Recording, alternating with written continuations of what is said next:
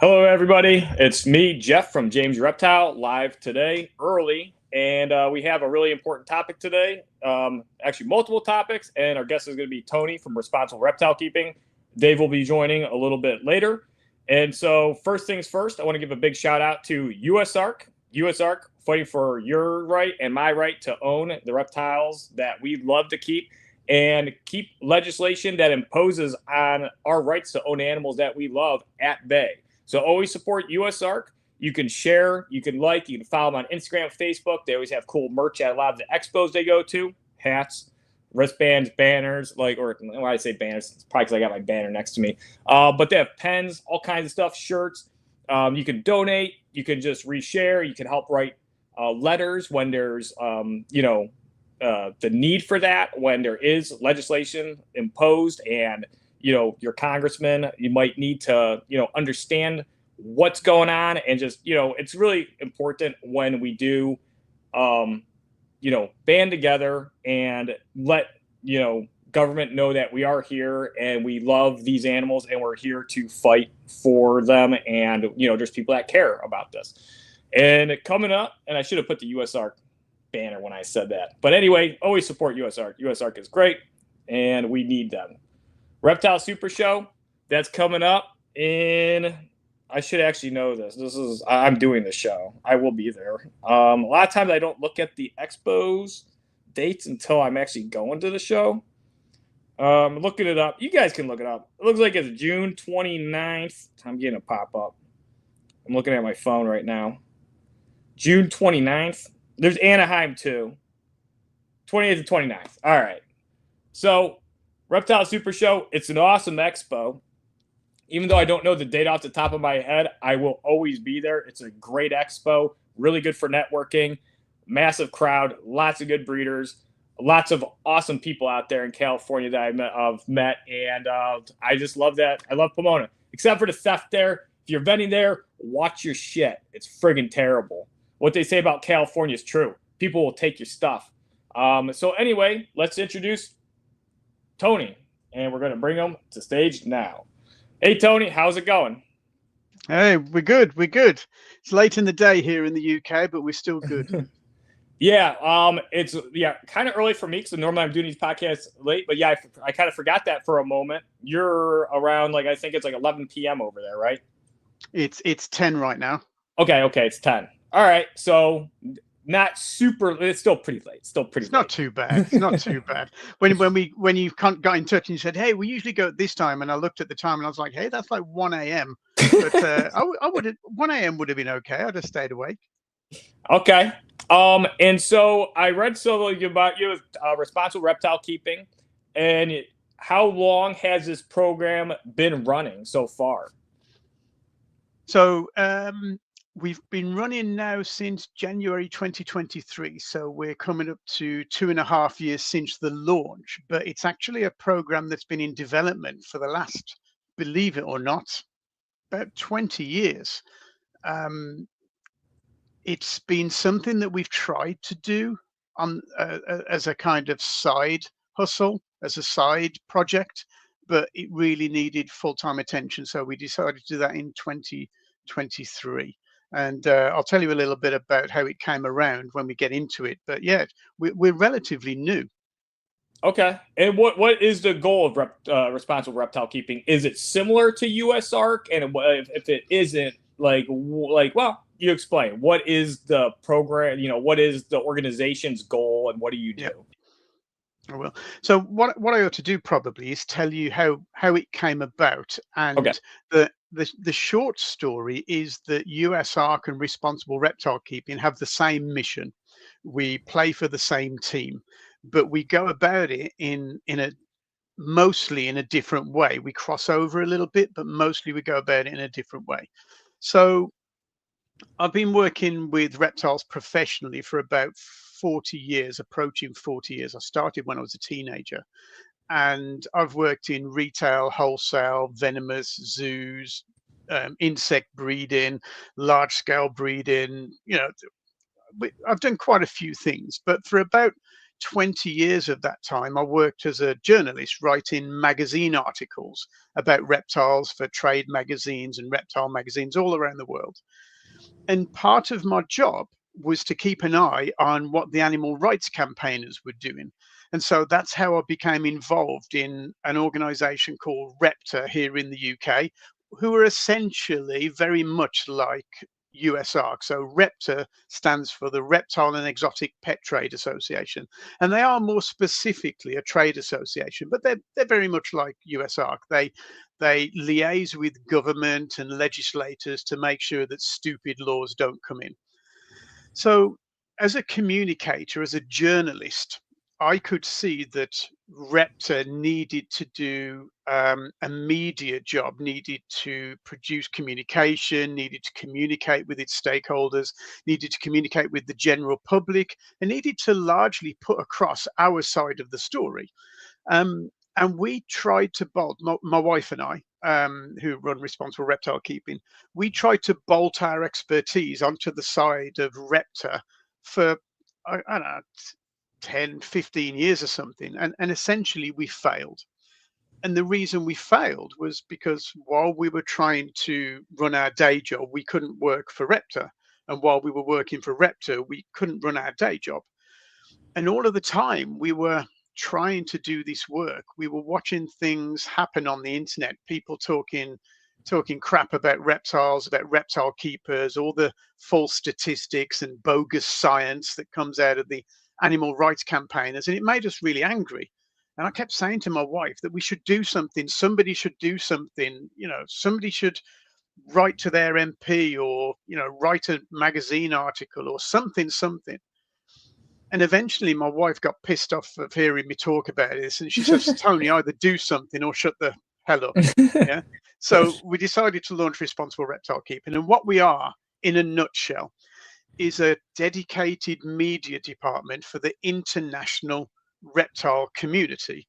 So what USARC do is they're on the front line, they're on the sharp end, fighting legislation, the emergencies when they happen.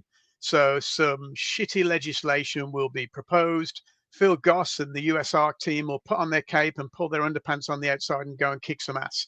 And that job is vital, absolutely vital. Without those guys, we'd be in a lot of trouble. These organizations, we have similar organizations around the world that we now work with. And without those guys, we'd be in a lot of trouble. They work with very small budgets and they punch above their weight, and they dedicate all of their time and their resources to fighting legislation on the whole. What we do is we try to take care of the problem before it ends up on Phil Goss's desk. So if you imagine that, I don't know if you've ever seen the statistic that 75% of pet reptiles die in the first year. I've seen that one. Yeah, I know Right. I know who. Yeah, who's behind that one. I don't like Yeah, conjuring so their do we. names sometimes. Well, we can talk at length, but so you and I, we instinctively know that that's BS. Yeah, we instinctively know that that's crap. So we took time to look at that statistic and where it came from, and we're right. It is bogus. The research behind it is absolutely bogus, and we could go into that, but it'd take a few minutes. So what we did is we produced a video that took apart that statistic, showed that it was bogus, showed some better research. Yeah. And what used to happen is that you'd see that statistic on social media, you'd see it in mainstream media. It was even mentioned in a European Parliament meeting I was in a while ago. Now, what happens, because we've produced a video about it, whenever that statistic appears online, one of our followers or one of our supporters will go, no, that's bullshit. Here's a video. Now shut up. And we even get calls from journalists who've seen that statistic and gone, hey, we were going to write an article about that, but we've just seen your video, so we'd like to talk to you. So we get invited into that conversation. So what we're aiming to do is every time these bogus statistics, ridiculous news stories end up out there, we've got content to tell our side of the story. And instead of somebody getting their knickers in a twist and taking this to become legislation, hopefully people will see those bogus stories, having seen our media, and go, hang on a minute, it's bogus. We don't need to take this to legislative stages. We don't need to write a story about it. What we're trying to do is close down the misinformation before it turns into an emergency. So the way our enemies attack us happens in three ways. They've got three tools that they use. One is legislative. One is the work that USARK do. That's the most important. The second one is bogus research, writing research papers and science that's so flawed, but because it's science, everybody agrees it, everybody believes it. Yeah. And the third thing that they attack us with is bogus communications, bad media. We know that everybody now, if they're looking for news, if they're doing research, if they're forming opinions or forming ideologies or getting into little tribes, where does that happen? It all happens on the internet. And our opponents have been talking crap about us on the internet and spreading misinformation and propaganda on the internet for decades. And while we've been over here just enjoying working with our animals, our opponents have been spending their full-time hours attacking us and causing problems.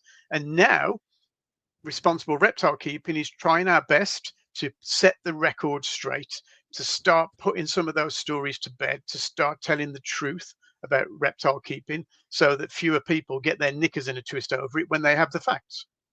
Sure. Okay. That's very cool. And it's you have a long, extensive background and history, and you also have journalism. So you sounds like you're pretty well equipped to at least expect what the shady side of these things. These what if you want to call them animal rights activists, but a lot of them are really just anti-pet keeping activists. Sure. The way they're going to attack. And now, Tony, I see that you have surveys that you're, posting, throughout, basically the world, but you're targeting most of Europe, United States.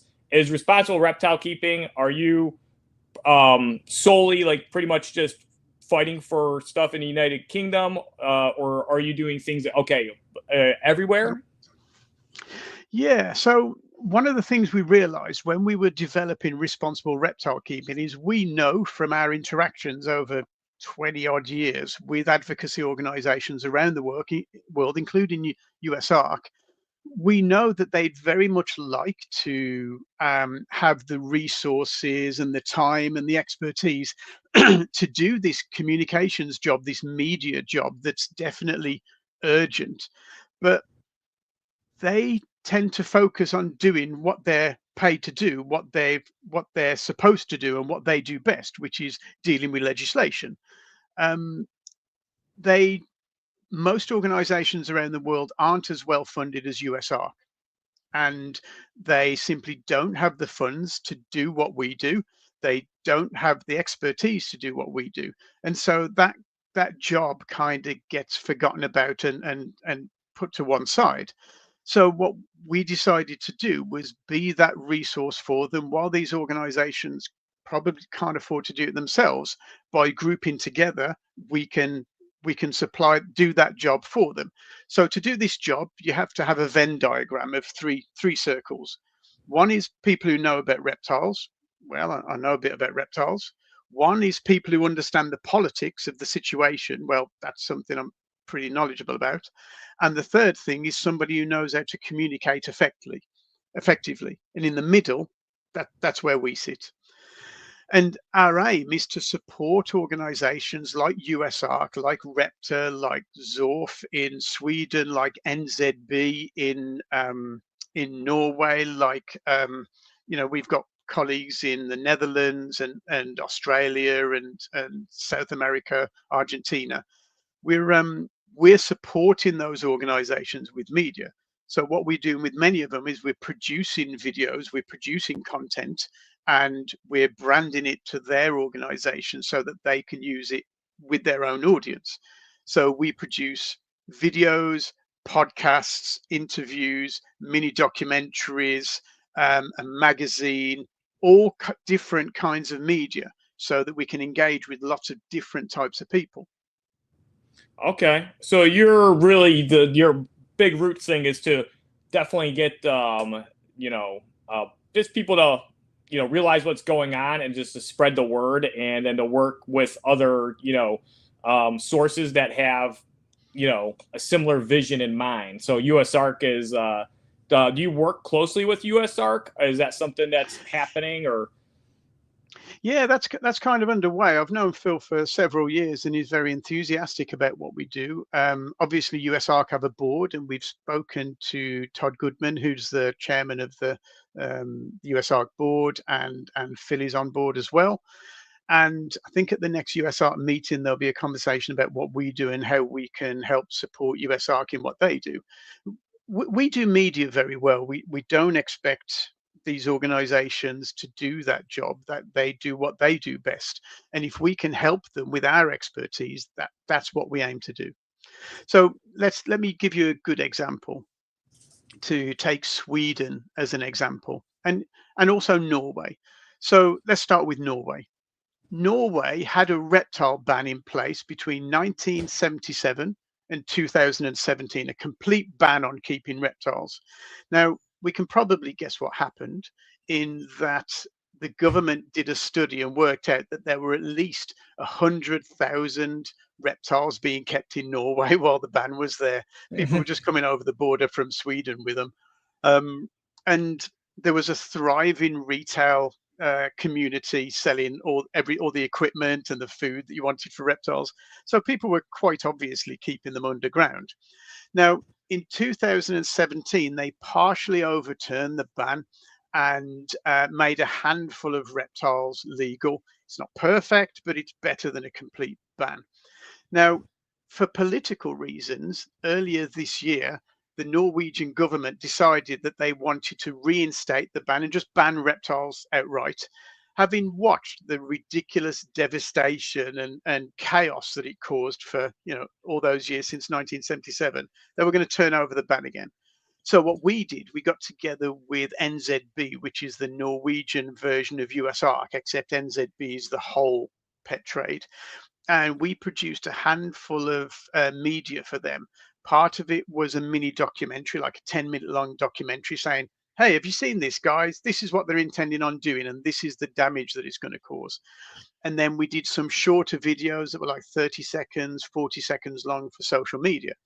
Those videos got fed into the Norwegian government, and all the political parties got them. Everybody in the political parties got to share them, and there's a review of that proposal to renew the ban. I think it's on the 8th.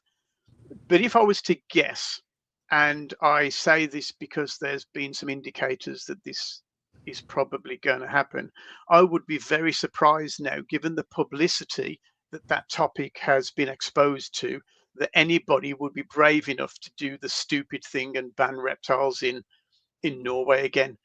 We basically pulled their pants down and showed their ass and showed how ridiculous they were, and said, hey, if you do this stupid thing, we're going to make you look stupid, and everybody's going to know that. It's not like you can do it behind closed doors anymore. We're exposing you for doing stupid things now. We did it in the UK when they tried to bring in enclosure sizes that would have put every reptile store out of business, because they were just too large for a retail environment. That one got closed down pretty quickly. And in Sweden recently, they were proposing a law that said you couldn't feed insects to your animals, so that would close down most lizard keepers and most frog keepers.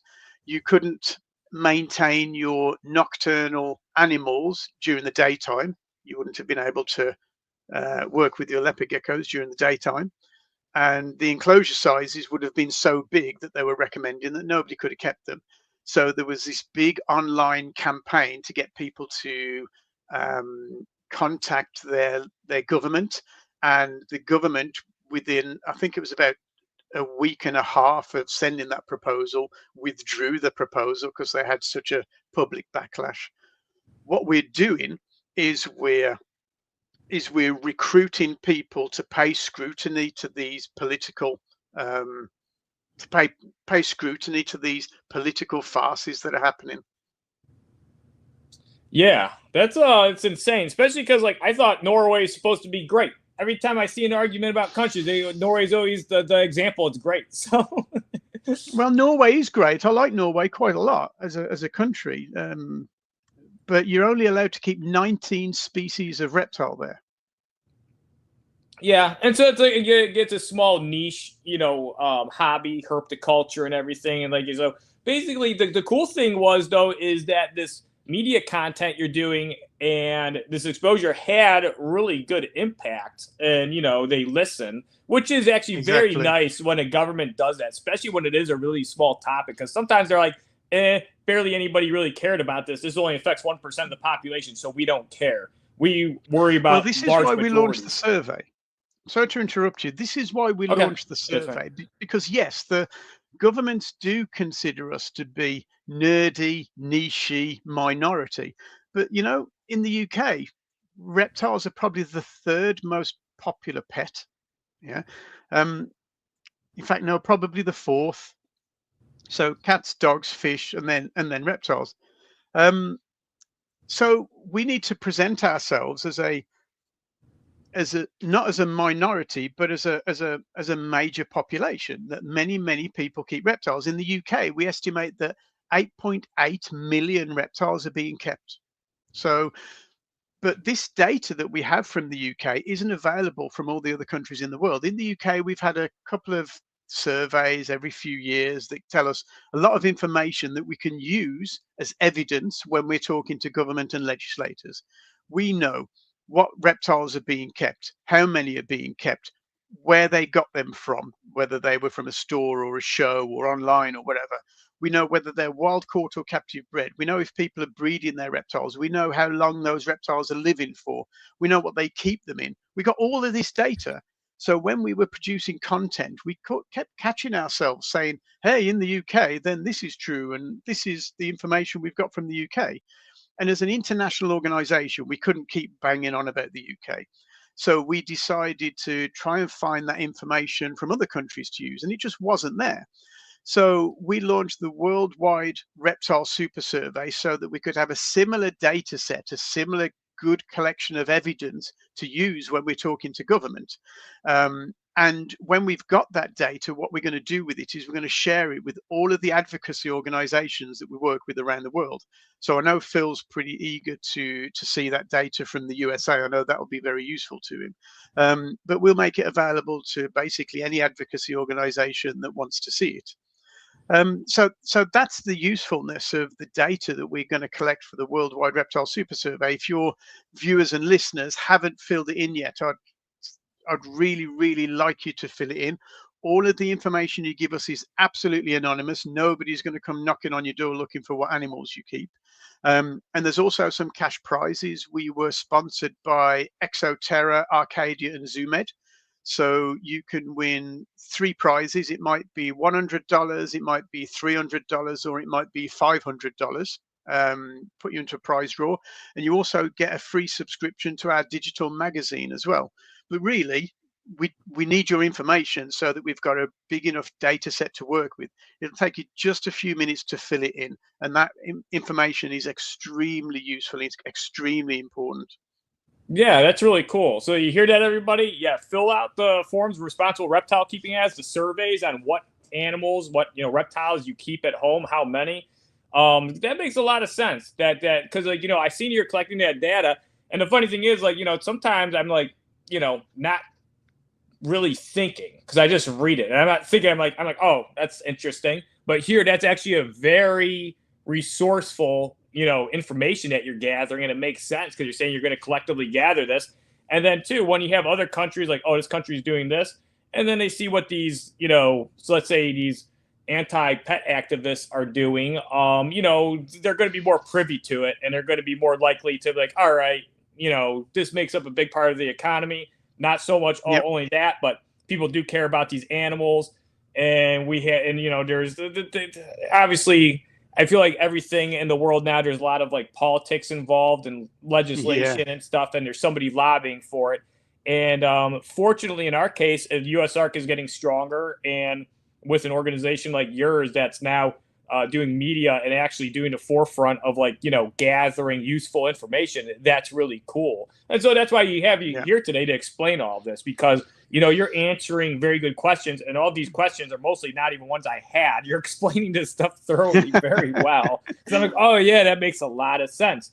And so everybody, yeah, share the surveys too. So if you fill out the survey, share it as well. Post it on your stories.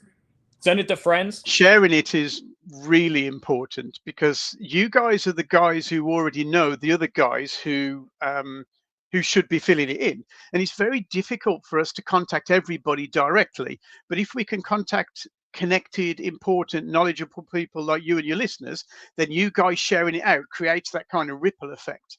It used to be that we would liaise with government, and the government would say to us, hey, you know, the animal rights campaigners are saying this, and we're a bit worried about that, but we thought we'd speak to you and find out what you're saying. And it used to be that we would be able to say, hey, look, that's bullshit, it's not true. And they'd say, how do you know? And we'd say, well, I've been doing this for 40 years, or I know this animal very well, and I know this situation very well. And because we keep animals, that was enough evidence. Now that's not the case. Now they say, where's your data? Where's your evidence? Where's your information? And if you don't have evidence, then we don't have a leg to stand on. And our opponents have spent 20 years building a directory of so-called evidence, so-called science, usually bogus, badly conducted research papers to back up their stories. And it is bogus. And we're only now just catching up by doing projects like this. And it would be much easier for Phil Goss if he can roll into his meetings and say, hey, look, here's a load of data, here's a load of numbers, this closes down the argument, thank you very much, good night. Yeah, that's very nice. That'd be very helpful. So that's like, yeah, I'm gonna have to get that and start sharing that more. And you know, what'd be cool too is if we could get these in the form of flyers, or maybe you could print them out, or like that, and we could reptile shows. Well, I feel let like me give you the bad news. Okay. The bad news is that the survey officially closed a couple of days ago, but we've extended it for just 2 weeks. We started it early in January, and it was supposed to close at the end of March, but we've extended it for 2 weeks. So we have another 10 days left for people to fill it in. And I can't thank you enough for sharing it, because we really do need more respondents in order for us to get a big enough data set to be worth working with. So yeah, guys, if you can fill it in, I would thank you forever. You'll get a free magazine, and you could win one of those cash prizes. But even better than that, you'd all be awesome, and I'd love you. All right, we got to get on this, because you know this helps everybody. It helps the reptiles. It helps everybody. So yeah, I had a question too. I'm trying to think what it was. It was do you know the percentage roughly of like how many like people? You could give like, let's say, you could say United Kingdom, or you could say like a country like Germany or United States. What percentage of people keep reptiles as a pet? I don't have that data. If I remember rightly from a survey that went out in the USA, and I'm desperately dragging my mind here, trying to remember the figure. I think it was about 5% of people. But we do have that data in the UK, but I don't have it to hand. The survey that we're working with was originally run by an organization called the Federation of British Herpetologists, and they definitely have the data on their website if you want to go and look at it. I can see someone in the comments asking about selling data. Snake enthusiast. Someone tried to do this and ended up selling data to scam call centers in India. No, we don't do that. It was a show me reptiles. I'm like, here's the thing. I don't. How many people could they have even got? You know, like to sell to a scam center. What do they pay for that on? You know, a phone number, a few pennies, like if that on a number. Yeah. Well, that's not what we're here for. We're here to get useful information, and it would be pretty stupid of us to try and run our organization and then you know, do dirty with the data. We need to keep everybody's anonymity. That's vitally important. So I imagine, we can reassure you of that. Yeah, so I imagine Show Me Reptiles. They probably got hacked, and that's probably maybe, I don't know. But anyway, we have Amy. Yeah. She says that she has a survey and info and a petition as well on her channel. So that's Oh, Amy's you're Reptiles. awesome, Amy. Thank you. Yeah, the petition's another thing that we could talk about. But before we talk about the petition, we ought to talk about positive lists and white lists, which is a whole new conversation. But it's probably the most important conversation we could have in the reptile world today, believe it or not. Yeah, because they have the whitelist. I know they're doing a lot of that in Florida. That's an area where a lot of that was occurring. Are you being faced with those two over there as well? And I mean, Oh I guess yeah, whitelists are things that are being kind of like Norway. You said only certain reptiles are allowed over there, so they have like a narrow whitelist. So I guess that's these right. whitelists though are something that we could like, but potentially, and of course, like you're saying, like we want to find ways to mitigate this through Yep, education and like information. yep, But there's things that could be imposed more and more because legislation. A lot of times, what happens is maybe they don't make blanket bans, but they may want to issue whitelists. Okay, you can own these species and not this species, and yeah. so what like are these whitelists like? Is there anything new that's popping up? Or just start talking about whitelists. So explain to me your information you have on them. This is my favorite, most hated subject in the whole world. You'll see that there's a lot of content on our platforms about positive lists or white lists. They're the same thing. So let me give you a definition to start with. So a white list is the opposite of a blacklist. A blacklist is a list of things that are disallowed. Yeah. So a white list is a list of things that are allowed. And a white list is also known as a positive list. And a positive list, a white list, is usually a list of reptiles that you're allowed to keep, and they're almost always pretty short. In Norway, they have a positive list, and it's just 19 species. And there's some pretty random species on there. It's like some weird turtles that nobody else wants to keep. And Corallus inhydris, is it? The Amazon tree boa. One of the 19 species you can keep is an Amazon tree boa. I don't know why that one's on there, but actually, we do know why it's on there. It's because somebody who was keeping them illegally was involved in the conversation about what should be on a white list, and because they kept them, they made sure that they were on the white list rather than when it was Okay. proposed. But we have white lists in Norway. We also have one in also in the Netherlands, also in Belgium. It's been proposed and passed as a law in Spain, but they haven't yet written the white list. Remind me when we've finished talking about this to explain about ball pythons being banned in the whole of Spain, believe it or not, but that's a crazy story that you ought to hear. But yeah, so there's white lists popping up all over Europe, and there's even an EU-wide investigation into whether they want an EU-wide positive list. So we've already been in consultation with the EU Commission about whether or not a positive list is a good idea for the whole of Europe, which would be an absolutely devastating situation for reptile keepers across the whole continent.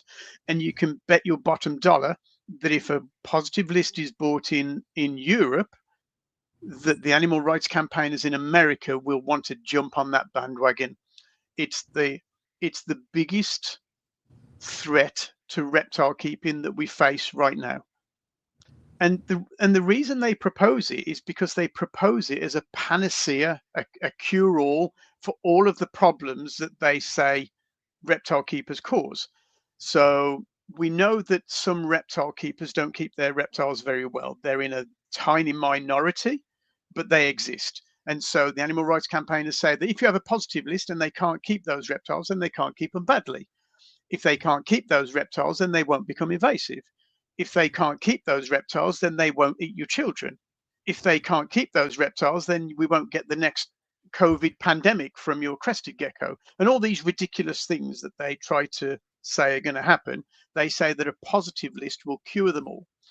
What actually happens with positive lists is that reptile keeping goes underground, like we know it happened in Norway, like we know it happens in Malta, like we know it happens in, I think it's Iran and plenty of other places where they have them. Reptile keeping just goes underground. And when it goes underground, podcasts like this can't happen because we can't talk about illegal species because we'll all get raided. And you can't take that reptile to a vet if it becomes ill, because you'll probably be reported. So how is that good for welfare? How is reptile keeping going underground? It just promotes illegal trade and poor welfare. But the animal rights campaigners don't care about that. They just want to stop us keeping them. So we've produced a lot of content explaining why positive lists are just an awful, awful idea. All right, we got a good question from Krista here. And she's like, who determines what are on these white lists? Any consulting, vets, biologists, keepers, zoos, etc.? Usually, okay, that's a very, very good question, because what we know is what comes out the other end is not based on science whatsoever.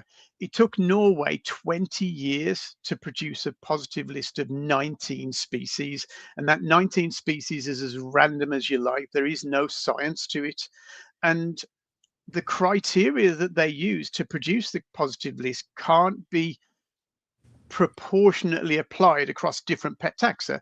So one of the reasons that the positive list in the Netherlands was thrown out from mammals is because rabbit breeders and rabbit keepers kicked up such a stink that rabbits couldn't be included on the positive list. And if you don't include rabbits, then the whole kind of scientific basis for including an animal on that list falls down. Yeah. So there's no credible, proportionate, scientifically credible way of producing a positive list. Yeah, they consult with vets and biologists and keepers and zoos, but this is what happened in Sweden recently when they were proposing that you couldn't feed live insects to animals, and when they were proposing that you couldn't interact with your nocturnal animals during the daytime. They consulted with vets, they consulted with biologists, they consulted with herpetological societies and animal advocacy organizations. And what they did is they completely ignored that consultation, wrote whatever they liked in the report, and proposed that to government. So just because we get involved in the political process doesn't mean to say that we're going to win. And this brings me nicely onto the Spanish ban on ball pythons, if you're interested in that. Oh, yeah, I want to hear about that. The ban in Spain on ball pythons. It's one of the craziest stories. It really, really is. And this is something that should concern us all. So let's roll back to 2016. Someone in Spain, and we still don't know who, wrote a scientific report looking at whether ball pythons could become invasive in Spain. You know, ball pythons from West Africa in Mediterranean Spain. Clearly, it's a ridiculous idea, and they certainly couldn't become invasive. They're the most popular pet reptile on the planet, as far as we know, and they haven't become invasive anywhere that they're kept. Anyway, nevertheless, this person decided that West African ball pythons could become invasive in Mediterranean Spain. And everybody in government and all the reptile specialists and biologists and vets, they looked at that report and they laughed at it and they threw it away and put it in a drawer and forgot about it.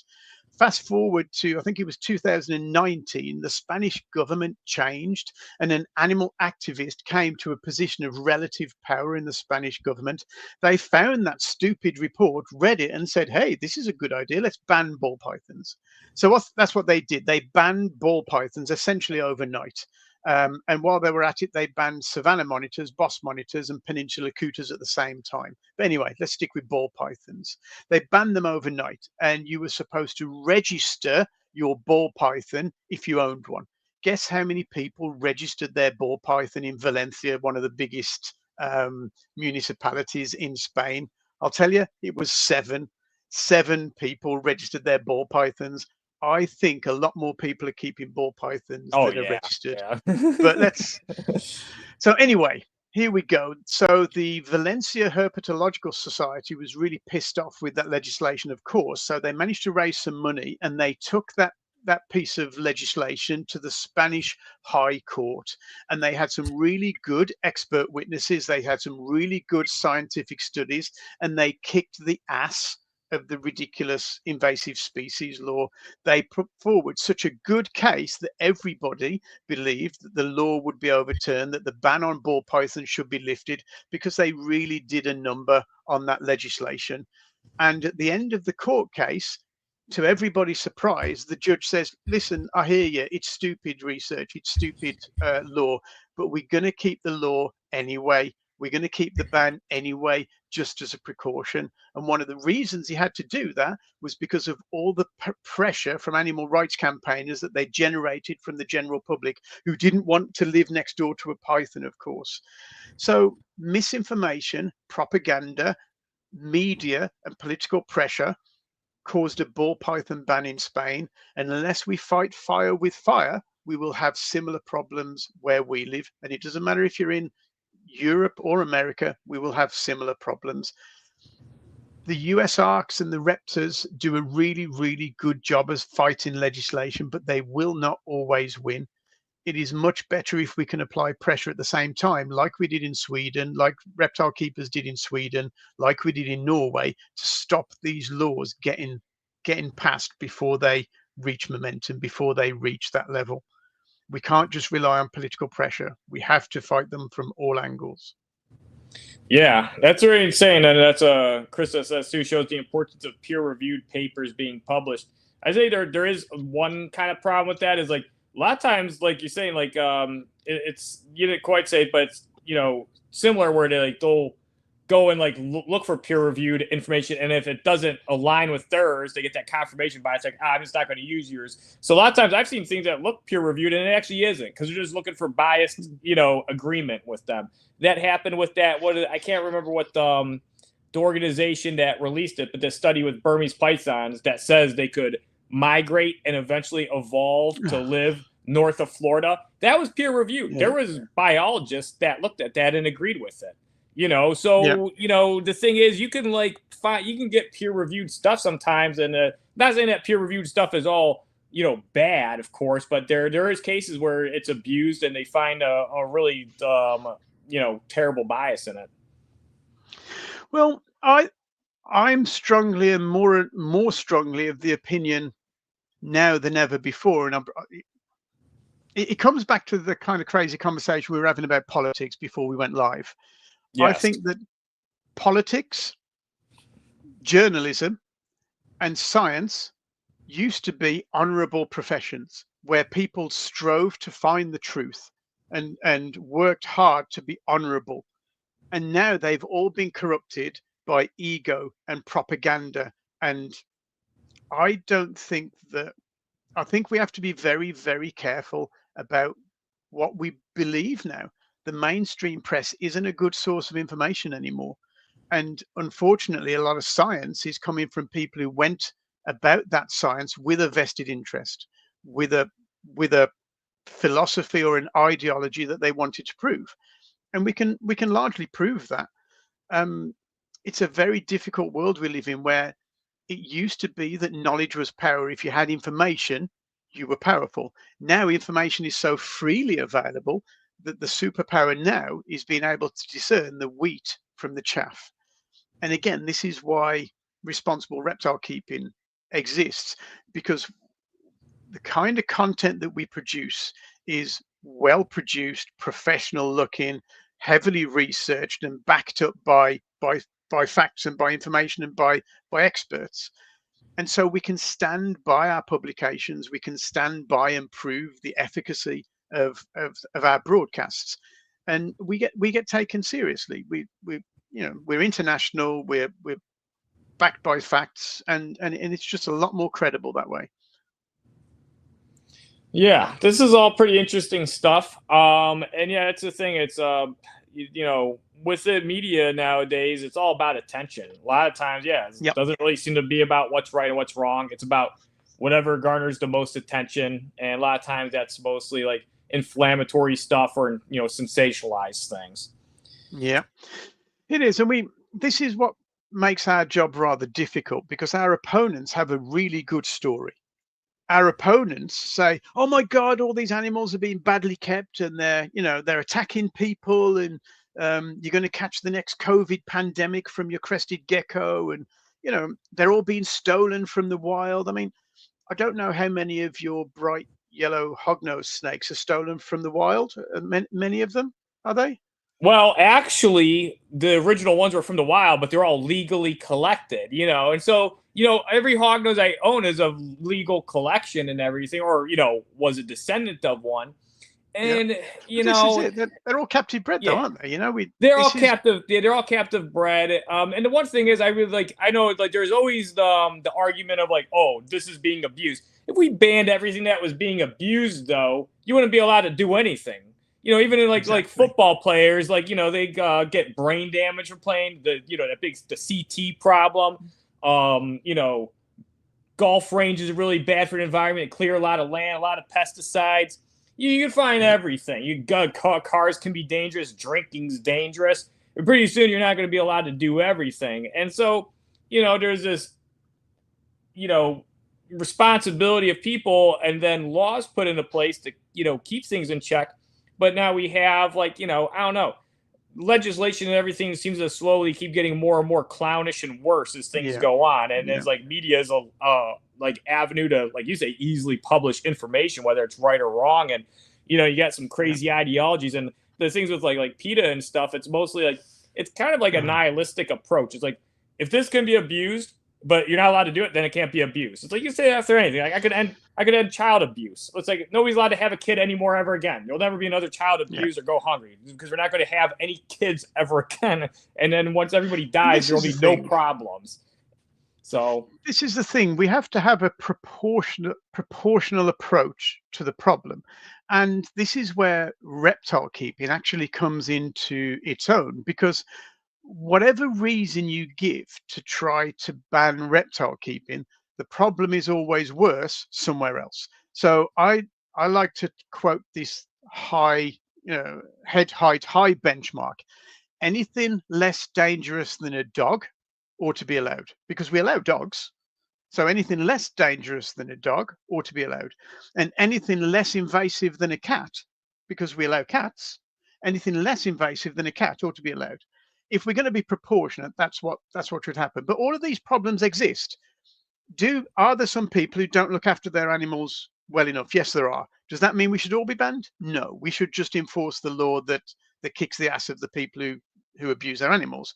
Some animals do become invasive. Should we ban all animals? No, of course not. We just have to be careful about what we do. And there's already laws in place that govern all of these issues, whether it's welfare, invasive species, conservation, zoonoses, whatever. There's already legislation there. We don't need more legislation. The only point of the extra legislation is to curtail reptile keeping, and that's not fair. yeah, that's the thing too. It's like I read this one um published I think it was like a journalist article, and it was discussing the white list and the black list of Florida and USARK, and fighting that big fight with Florida Fish and Wildlife down there. And Yeah. the one thing was they're talking about the invasives, and there was one guy that wasn't, and he was kind of a neutral. He wasn't really on the side of either, and he was like, I think he was a journalist, or I think he wasn't the journalist. He was the somebody in a government, a person there. I can't remember what his title was, or what part of the government he was in, but he wasn't a reptile keeper. And he brought up, he goes, well, the one thing he's seen with this proposed law change, and these animals that are banned because of invasive, because they're species that can become invasive. He's like, well, all these species are already invasive.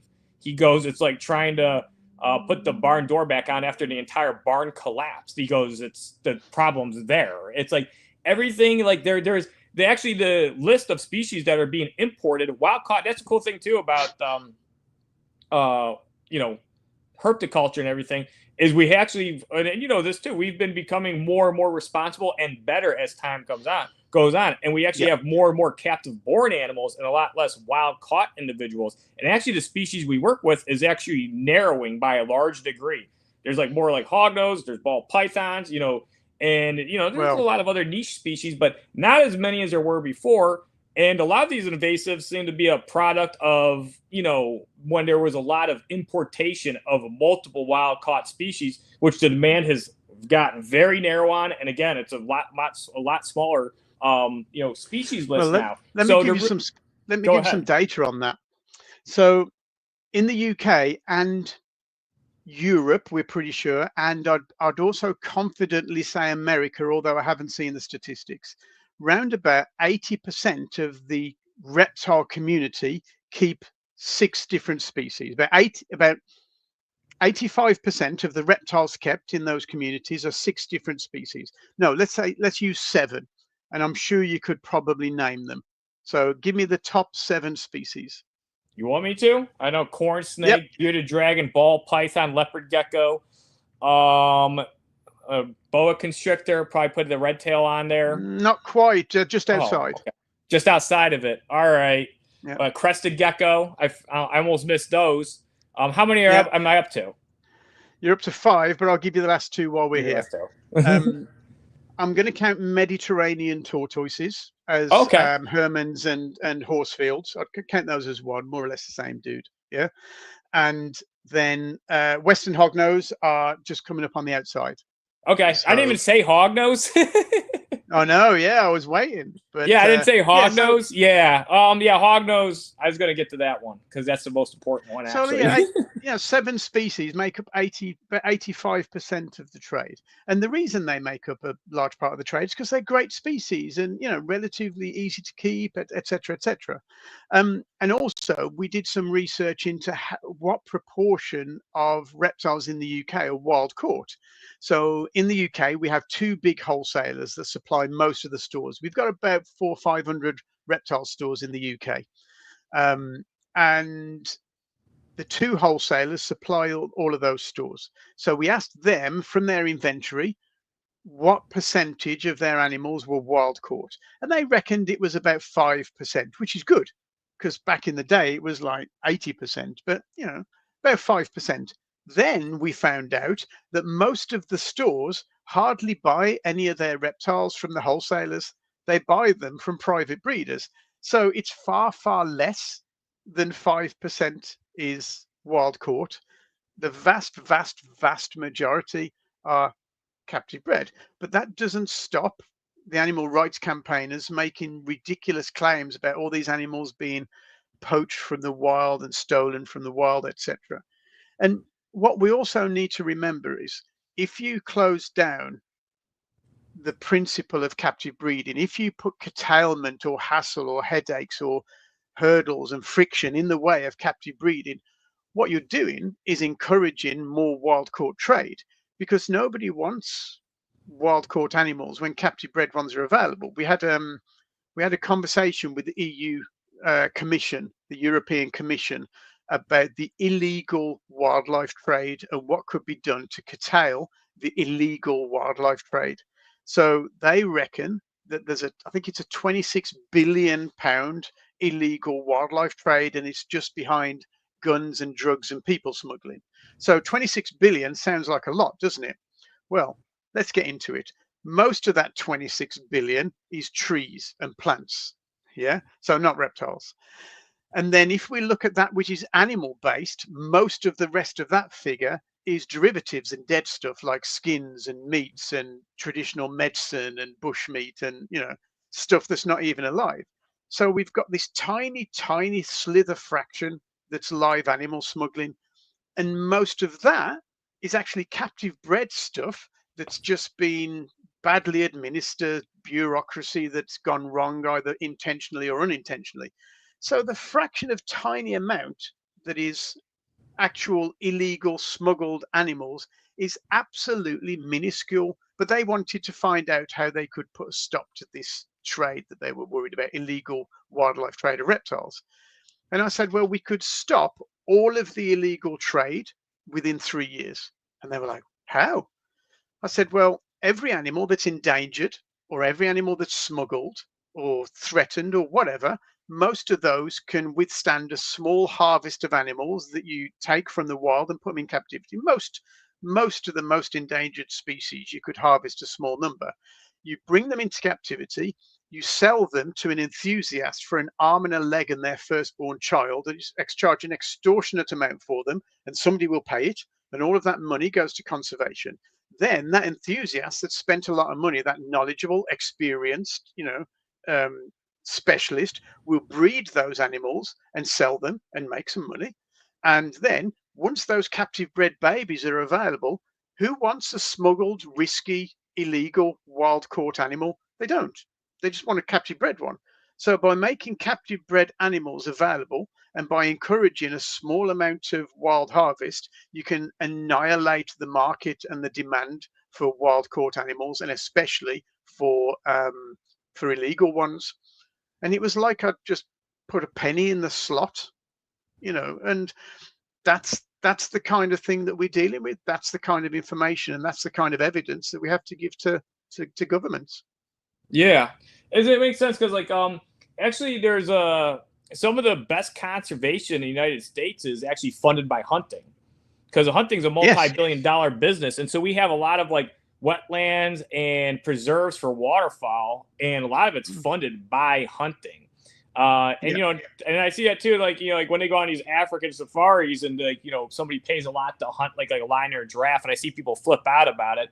But typically they every day they have them shoot something that's like an older male lion that's good, that's causing a problem, overpopulated, right? Or a giraffe that's going to be dying in a few years, and they charge a lot, and that money all goes back to conservation. Do you know, I'm not interested in shooting a wild animal. It just doesn't interest me, However, the only way you can conserve any animal, the only way you can make an animal have any value is to put a price on its head, whether that to be to pet keepers, people who want to eat it, people who want to shoot it, people who want to look at it, people who, I don't know, want to wear it. The only way you can conserve any animal is if it has a price on its head. And the reason for that is because we live in a capitalist society. And as much as I love reptiles, I can't go conserving reptiles unless I can pay the bills. So I've got to pay the bills somehow. So if I want to work with reptiles, you have to earn a living. It's a capitalist society. And it's a difficult situation, but that's where we are. Yeah, and unfortunately, habitat has a lot of value to it, and so in order for that habitat, waterfowl, while it's important, I think if hunting wasn't so popular, a lot of that land, a lot more of it would get developed or used for agriculture or something else. And so that's the thing. It's you kind of need resources to, you need resources to do things, and all these resources got to be funded, and, time is valuable, and it's all got to be funded with, money. So. And the other point that you alluded to a second ago was really important, in that if you're going to close down reptile keeping, if you're going to close down pet keeping of any variety, what you're going to do is kill off any science and innovation and learning about those animals, because it's important to understand this. All of the herpetological advancement, all of the science, all of the research, all of the innovation, all of the products, they haven't been created by zookeepers or researchers or scientists. It's private keepers who have led the field in that respect from day one. It's private ownership and private businesses that have pushed the envelope and pushed all the advancement in reptile husbandry, in herpetology, in the equipment. It's always been private keepers. So that's another really important reason not to shut down private keepers. And I should say hello to David. Yeah, David's here. Yeah, I kind of wanted to just pop him in here so that, and so, this is Tony, and we've been talking for a bit. Dave's a big supporter of USARK, and Tony's been telling us about his mission, and it's actually been very fascinating, and how a lot of their fight is information driven, and is information that they gather from us reptile keepers. Helps they utilize it to mitigate bad legislation. So with data, they're using a lot of resources that they've gathered to nullify the stuff, and so that's where we're at right now, Dave. No, I actually I listened to you guys the entire drive. I jumped in around the time. Oh, good. Blacklist. So on the last 30 minutes, I've been tuned in. So you guys just keep rolling. I didn't mean to mess that up. Oh, cool. I think the positive list thing, the whitelist thing, is something that I'm happy to just return to momentarily, because it is the biggest threat that we face. And what I wanted to finish with on that topic that I didn't get round to is we're conducting a petition for people to sign to object to positive lists, to whitelists. We made the mistake of launching that petition and the survey at the same time, and it wasn't really a mistake. We had to. The circumstances forced us to do that, but we haven't yet focused on the positive list petition as much as we should. The survey, as I said, ends in about 10 days. So please, if you can all kind of get that survey filled in, that was great. That would be great. And when we finished with the survey, I'm going to come back at you and hassle you to come and sign the petition, because that is probably the most important thing that we can be focused on. I was speaking to a colleague of mine who's worked in advocacy in the UK for probably 30 years. And he made a very controversial statement. And he said, you know what? He says, we probably deserve a positive list, a white list. And I said, why? He says, because reptile keepers just ain't angry enough about this. Reptile keepers should be really up in arms and really, really angry about this. Yes, Americans can sign, Ryan, especially Americans, in fact. But every reptile keeper on the planet should be really, really angry and concerned about positive lists. And if you're not, then we obviously need to reach you with the information that you need to know more effectively. And that's what we're trying to do with the videos that we produce, the magazine articles, interviews, etc. Our reach in Britain is excellent. Our reach in Europe is growing fast, and our reach in America is just starting to take hold. But we can't really have the numbers behind us until we've got the Americans on board. We need the Americans on board to be sharing our content, to be posting it, to be liking it, to be signing the petitions, etc., etc. I hate to say it as a Brit, but nothing really happens unless the Americans are on board. You know, we need you guys to get behind it. Okay, yeah, we definitely will. That's definitely something. I mean, it's definitely again, really inspiring to hear all of this stuff. Thank you. It is a little worrying, and I'm very sorry to come on your channel and instead of talking about cool breeding and cool morphs and really interesting stuff that people wanted to know, I'm here being, you know, the sky's falling in and here's all the, you know, here's all the bad news. And I'm very sorry about that.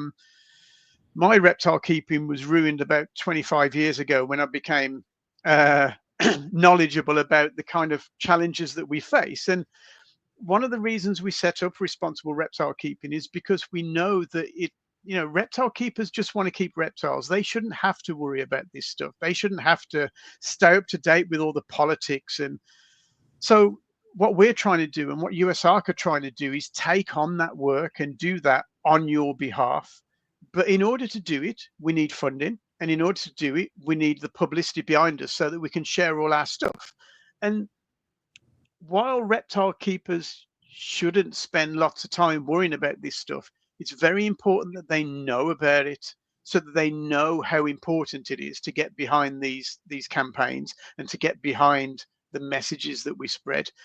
If you support USARK, you must continue to support them. They're the most important weapon against bad legislation. What we do runs alongside what they do. What we do supports their work. And that needs to be funded and shared and supported as well.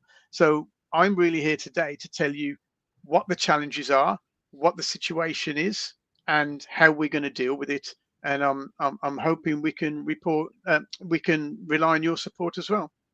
Yeah, I don't think it's a really I don't think this has too much negative connotation to it. Actually, I see this as a very positive because, you know, again, the USARK's been getting stronger, more powerful. We have you here in the UK, and not just the UK, but gathering important data worldwide and using that, like I said, as a weapon for this poor legislation. And so I think there's a lot of positives. And then also the cool thing is with an organization like yours is it definitely helps people a little more, because like you're saying, this one guy said that, hey, these reptile keepers aren't angry enough. If they probably are, they're probably really, really mad. Everybody's just burnt out and tired from working and doing all kinds of other shit. Yeah. They don't have time to just always just do stuff and protest. I see like videos of people protesting and stuff. Like, recently people have been protesting like Tesla. And the first thing I see when I see these people, I was like, man, who has the time to even do anything? Whether you want to or not, who the fuck has the time to do this? Do you know, you've hit a very important nail right on the head here, because when we were setting up responsible reptile keeping, when this idea was coming out, I was angry about all this BS that's out there, talked about reptile keepers and reptile keeping. And I was like, somebody should do something. Every time we see it online, somebody should be angry and somebody should do something. And then I thought, well, who should do something, right? Let's pick on USARK. Let's pick on ZooMed. Should ZooMed do it? Should ZooMed pick up the whole bill for doing this? Should they dedicate people to fighting this thing, to doing the communication, to making the videos and the magazines and the podcast? Why should ZooMed pick up the whole bill? That wouldn't be fair. ZooMed do what ZooMed do best, which is run a business, and innovate and create cool products, and so do all the other companies. So do Exoterra, so do Arcadia, etc. That's what they do best. So maybe USARK should do that job. Maybe USARK should be doing it. Maybe Reptile should be doing it. Well, they're busy doing what they do best, which is fighting legislation at the sharp end. They have neither the money or the expertise or the resources to do what we do. Now, what we do know is that reptile keepers are passionate enough to help us with this job. We can't be everywhere on the internet. We can't respond to everything that happens on the internet, but our supporters can be active anywhere this conversation is happening online. And what we're doing is we're producing the resources and the media and the content so that when they see this bullshit online, they can say, no, that's bullshit. Here's a video, here's some content, here's the truth. So ZooMed, Exoterra, Arcadia, etc., they fund us to do this work, and they fund USARK to do their work as well. That's what they do. The supporters that we have who are responsible reptile keeping members, they might be keepers, they might be breeders, they might be pet stores, they might be education experiences. They come together not only to support us with membership funds, but also to support what we do, to share what we do, to propagate our message out there on the internet. Because we can only be successful if our information is out there on the internet, and we need a big support network to get it out there. That's the only way we can be successful. Well, you're talking a little bit about rules and regulations. Once they hit you, we might start seeing the same thing over here. Not so much a disagreement with that, but especially like with your guys' shows, you guys keep it to a single day show, around 6 hours. Animals need to be in a certain size container. I don't think you guys do overnights. And I don't know how many years ago, when cage requirement size for the size of your animals, is that something you deal with? And if so, when did that go into effect? That's kind of a hot topic as well. So for keepers, there is no legally mandated enclosure sizes. There are nothing legally mandated. What we have is the Federation of British Herpetologists minimum enclosure sizes guidelines. That's a really cool document produced by people who really know what they're talking about. It's very nuanced. So it's not just, one time snake length, which is a commonly pushed protocol, to which I say, what, a whip snake or a blood python? Is 1 time snake length good for a whip snake that wants to shoot around everywhere, or a blood python that likes to sit there all day? The FBH's document is much more nuanced for species and behavior, etc. So that's for keepers. But for stores, we have what I think is the most highly regulated pet trade in the world, as far as I'm aware. We have some very serious bureaucracy and guidelines to follow if you want to run a pet store, and enclosure size is a part of that. So yes, we have mandated, legally binding enclosure sizes for reptile stores, for pet stores. The reptile shows are another consideration altogether. That's a very interesting situation. So we could not run a reptile show like you see in the USA, in the UK. And the reason for that starts with the 1952 Pet Animals Act, which has a clause in it that says you cannot commercially sell animals from a market stall. And the reason for this is because in London, in Petticoat Lane in the 40s, 50s, there used to be a market where you could go and buy a lion cub or a parrot or a monkey or a reptile or an iguana or whatever, just in a cage on a market in the rain in London, because it always rains there, of course. And so they made this law where you can't commercially sell an animal from a market stall. Now, if you go into a reptile show and you squint your eyes, it looks a little bit like a market stall. And so our opponents used that law to ban reptile shows, people selling commercially at a reptile show, even though it's nothing like Petticoat Lane, the old markets in the 50s and 60s, even though it's run by specialists and experts and passionate people who love their animals. It's nothing like the same thing, but the law is the law. So they weaponized that, misappropriated it, and used it to stop people selling commercially at a reptile show. So now, as it stands, if you run a business, you can't take your animals to a reptile show, which is ridiculous, because the people who run businesses, who are observable, licensed, inspected, accountable, should be the people who, are probably most credible at a reptile show. But anyway, if you're a business, you can't trade at a UK reptile show. So if you have a banner, if you have a T-shirt, if you have a logo, if you have a business card, if you look too professional, they'll prosecute you. So all you can do at a UK reptile show is tubs on tables, which is shit and could be better if that stupid law wasn't being stupid. But that's the situation we have at the moment. Interesting. I didn't mean to hijack, Junior. We could swipe back and forth a little bit. No, that's all right. Well, Tony's here to explain stuff. I don't know, David. You and I wouldn't probably have much of a problem in the UK. We wouldn't look, I don't think, too professional. They could look at us and be like, "Yeah, we're kind of late to the show. We're just putting stuff out there. Yeah, you guys probably are safe." Yeah, I couldn't get the No, honestly, when I first went to Tinley, it was fabulous. It was glorious. And okay, Tinley's not perfect. Nothing is perfect, but Tinley is awesome, absolutely awesome, and far, far better than anything we can do here in the UK. Not through the fact that we don't want to. I know that many of the people who go there would love to have the same operation, but they just end up in court. That's insane. I didn't know all that. No, it's crazy. Yeah, Tinley is a great show. The Pomona shows are really, really cool. But yeah, that's the one thing we're lucky to have over here is we have these really nice reptile shows, expos, and again, we keep going back to it. But that's the whole topic. USARK has kept all this stuff afloat. There really hasn't been too much legislation that's caused a lot of people to not be able to own species that they want to own. I know there was a tegu ban in I think it was was it Georgia or South Carolina?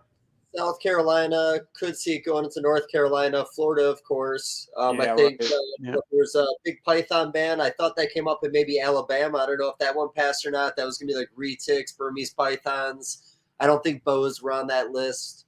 Maybe anacondas could have been on that one. But, you've probably noticed the big thing here is, originally they had the Lacey Act in the late 2000s.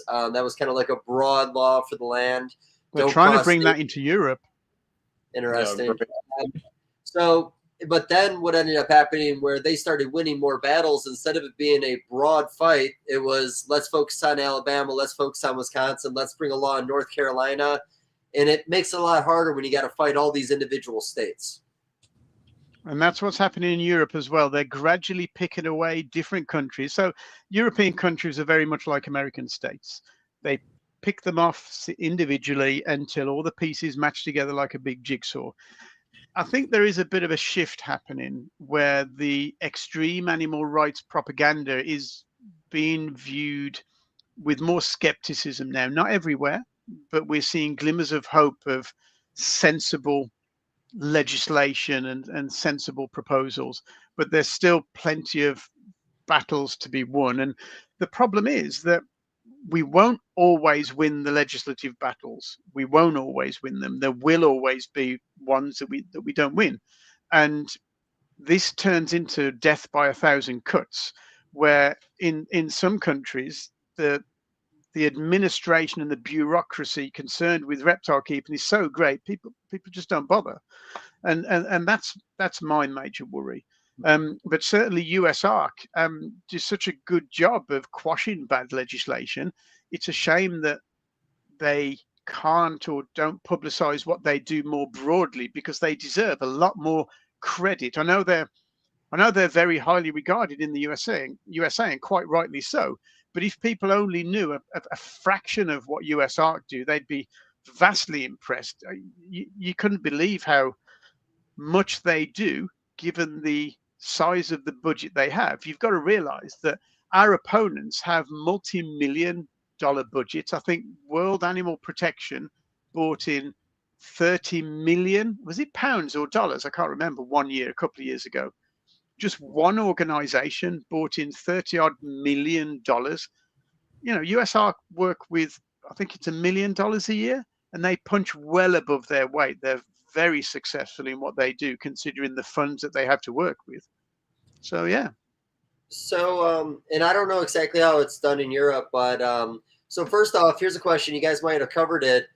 You depend mainly on membership fees to support your guys' causes? Are you guys doing auctions? Are you guys reaching out a little more? No. So memberships are actually quite a small proportion of our income, but they're a vital part of our income. Most of our income comes from businesses who understand our mission. So the Zoomeds, the Exoterras, the Arcadias, Reptile Basics, Josh's Frogs, Biodude, Cages. Oh God, I'm going to have forgotten one now, and I'm going to get in trouble for not mentioning all the awesome American businesses that support us. There's a lot of them, and they all support us with like a small monthly amount. The idea is that our funding is spread as thinly as possible across as many different companies as possible, because like I said, it shouldn't be down to one company to fund this whole endeavor. Everybody who has an interest in keeping reptiles should be funding USARK and should be funding responsible reptile keeping to whatever capacity they have. And that goes for the businesses, that goes for the societies, that goes for the breeders, that goes for the keepers. You can join us as a keeper member for as little as $5 a month. That's like a coffee. Is that a venti coffee nowadays? It's not cheap buying coffee. Yeah, it's like a decent. Actually, there's some coffees that are like $10. You know. And yeah, so it's $5 to support us each month, and we'll send you a little "We Support Responsible Reptile Keeping" sticker. You'll get our magazine, and if you can join for a little bit more, you can have a higher tier of membership, and you can get a T-shirt and a mug and stuff like that. But really, the people who support us because they understand the mission. Now, the money we get from those memberships, you know, most of it goes to sending you the merch and to producing magazines and stuff like that. What the value of that membership is the more people we have supporting us, the more people we have sharing and liking our content. The more that happens, the more the algorithm likes our content and the more broadly it's shared. The more broadly it's shared, the more people see it and the more people hear our side of the story. And not only that, it means we can go to governments with petitions or data, or we've got 1,000 members, we've got 10,000 members, whatever. And we have a bigger voice. The bigger, membership we have, the bigger voice we have. That's the vital thing for members. Okay.